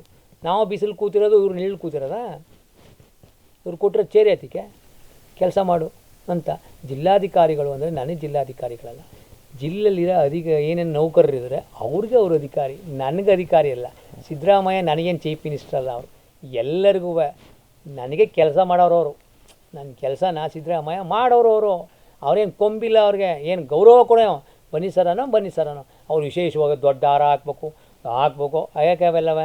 ಯಾಕೆ ಕಸ ಗುಡ್ಸೋನಕ್ಕೆ ಅದೇ ಕೆಲಸ ಮಾಡೋನಿಗೆ? ಜನಗಳು ಕೆಲಸ ಮಾಡತ್ತಾರೆ. 6 ಕೋಟಿ ಜನ ಕೆಲಸ ಮಾಡಬೇಕು ಸಿದ್ದರಾಮಯ್ಯ. ಮೋದಿ 140 ಕೋಟಿ ಜನ ಕೆಲಸ ಮೋದಿ ಮಾಡಬೇಕು. ಅವ್ರಿಗೆ ಯಾಕೆ ಹುನರ ಆಗಬೇಕು? ನಾವು ರತ್ನಗಂಬಳಿ ಆಸ್ಬೇಡಿ, ಯಾಕೆ ಆಸ್ಬೇಕು? ಅವ್ರಿಗೆ ಕೆಲಸ ಮಾಡೋರಿಗೆ ಯಾಕೆ ಆಸಬೇಕು? ಕೆಲಸ ಮಾಡಿ ಯಾಕೆ ಹೊಗಳ್ಬೇಕು? ಸಂಬಳ ಕೊಡ್ತೀವಿ, ಅಧಿಕಾರ ಕೊಡ್ತೀವಿ, ಕೆಲಸ ಮಾಡಪ್ಪ. ರೈತರು ಕೆಲಸ ಮಾಡು, ಅದೇ ಒಂದು ಗೌರವ ನಿಂಗೆ. ಇನ್ನು ಅದಕ್ಕಿಂತ ಏನು ಗೌರವ ಕೊಡಬೇಕು ನಿಂಗೆ? ನೀನು ಆತ್ಮದಲ್ಲಿ ನಿಂಗೆ ಗೌರವ ಇರಬೇಕು. ನಾಕೆ ಮಾಡೋ ಕೆಲಸ ಅದರಲ್ಲಿಲ್ಲ. ನಿಮ್ಗೆಲ್ಲರೂ ಕಳ್ಳರು ನೀವೆಲ್ಲ ಸರಿಯಾಗಿದ್ದರೆ ಇವತ್ತು ಸರ್ಕಾರ ಭೂಮಿ ನಮ್ಮ ಕರ್ನಾಟಕ ಹಿಂಗಾಯ್ತಿತ್ತು ಒಳ್ಳೆ. ಹಾಗಾಗಿ ನೀವು ಮಾಡೋ ಕೆಲಸನ ಸರಿಯಾಗಿ ಮಾಡಿದಾಗ ನಾವು ಇಲ್ಲ ಅಂದರೆ ನಾವು ಕೇಳ್ತೀವಿ. ಅದು ಏನೈತೆ ಜನಗಳಿಗೆ ಪ್ರಜಾಪ್ರಭುತ್ವದಲ್ಲಿ ನಾವು ನ್ಯಾಯ ಕೇಳೋಕೆ ಹೋದ್ರೆ ಹಿಂಗೆ ರೈತ ಸಂಘದಲ್ಲಿ ನಾವು ಯಾವತ್ತೂ ಬೊಯ್ಯಲ್ಲ. ಗೌರವ ಕೊಟ್ಟೆ ನಾವು ಮಾತಾಡೋದು. ನಮಗೆ ಬಾರ್ಕೋಲ್ ತಗೊಳ್ಳೋದು, ಪೊರಕೆ ತಗೊಳ್ಳೋದು, ಕಂಬಕ್ಕೆ ಕಟ್ಟಾಕೋದು ಅವೆಲ್ಲ ನಾವು ಪ್ರೊಫೆಸರ್ ಆ ಮಿತಿ ಮೀರಿದಾಗ ಸಣ್ಣದಕ್ಕೆ ನಾವು ಕಂಬಕ್ಕೆ ಕಟ್ಟೋಕ್ಕೋಗಲ್ಲ. ಈ ಲಕ್ಷಾಂತರ ಫಸಲು ಒಣಗಾಗ ಕಂಬಕ್ಕೆ ಕಟ್ಟಾಕ್ತೀವಿ. ಅನ್ಯಾಯವಾಗಿ ನೀವು ಡಿಸ್ಕನೆಕ್ಟ್ ಮಾಡ್ತಿದ್ರಲ್ಲ, ಮೋಸ ಮಾಡ್ತಿದ್ರಲ್ಲ, ಇಡೀ ರೈತರಿಗೆಲ್ಲ ಅನ್ಯಾಯ ಮಾಡಿದಾಗ ಕಾಡಲ್ಲಿ ನೀವು ಆಗೋದೇ ಇಲ್ಲ, ದನಗಳು ಬಿಡೋಲ್ಲ, ಹಂಗೆ ಮಾಡ್ತೀವಿ. ಅಂಥ ಟೈಮಲ್ಲಿ ಒಂದೊಂದು ಸ್ಟೆಪ್ಗೂ ಒಂದೊಂದಿದೆ. ಸಣ್ಣಕ್ಕೆ ಸಣ್ಣ ಶಿಕ್ಷೆ, ದೊಡ್ಡದಕ್ಕೆ ದೊಡ್ಡ ಶಿಕ್ಷೆ. ನಮಗೊತ್ತು ಕಾನೂನನ್ನ ನಾವು ಕೈಗೆ ತಗೋತೀವಿ. ಆಗ ರೈತರೇ ಇವರೆಲ್ಲ ವಿಫಲರಾದಾಗ ರೈತರೇ ಕಾನೂನು ಕೈಗೆ ತಕ್ಕೊಂಡಾಗ ಆ ಕೆಲಸಗಳಾಗ. ಅಲ್ಲಿವರೆಗೆ ನಾವು ಮಾಡಲ್ಲ. ಹೇಳ್ತೀವಿ, ರಸ್ತೆ ತಡೆಗಳು ಮಾಡ್ತೀವಿ, ಇದೆಲ್ಲನೂ ಮಾಡ್ತೀವಿ. ಹಾಗಾಗಿ ಕಾನೂನು ಚೌಕಟ್ಟಲ್ಲಿ ಏನಿದೆ, ಕಾನೂನು ಚೌಕಟ್ಟು ಬಿಟ್ಟು ನಾವು ನಮ್ಮದು ಒಂದು ಕಾನೂನು ಚೌಕಟ್ಟಿದೆ ರೈತರಿಗೆ. ಹಾಗಾಗಿ ಯಾರಿಗೂ ನಾವು ತೊಂದರೆ ಕೊಡದೆ, ಯಾರಿಗೂ ಮೋಸ ಮಾಡದೆ, ಯಾರಿಗೂ ಬೈದೆ, ನಮ್ಮದೇ ಆದ ರೀತಿಲಿ ನಾವು ನಮ್ಮ ಅಹಿಂಸಾತ್ಮಕ ಹೋರಾಟ ನಮ್ಮದು. ಆ ಹೋರಾಟದಲ್ಲಿ ಇವೆಲ್ಲ ಬರ್ತವೆ. ನಿಮ್ಮ ಹೋರಾಟದ ಬಿಡುವಿಲ್ಲದ ಸಮಯದಲ್ಲೂ ನಮಗೆ ಒಂದು ಸಂದರ್ಶನ ನೀಡಿದ್ದಕ್ಕೆ ನಿಮಗೆ ಹೃದಯಪೂರ್ವಕವಾದಂಥ ಧನ್ಯವಾದಗಳು. ಹಾಗೆ ನಿಮ್ಮ ಹೋರಾಟಗಳಿಗೆ ಯಶಸ್ಸು ಸಿಗಲಿ. ರೈತರ ಪರವಾದಂಥ ನಿಮ್ಮ ಈ ಹೋರಾಟಗಳಿಗೆ ಪ್ರತಿ ಧ್ವನಿ ಜನರು ಕೂಡ ನಿಮಗೆ ಸಾಥ್ ಕೊಡಲಿ ಅಂತ ಹೇಳ್ತಾ ಕಾರ್ಯಕ್ರಮವನ್ನು ಮುಗಿಸ್ತಾ ಇದ್ದೀವಿ. ಧನ್ಯವಾದಗಳು. ರೈತ ಅನ್ನ ಕೊಡುವ ದಾತ ಜೀತ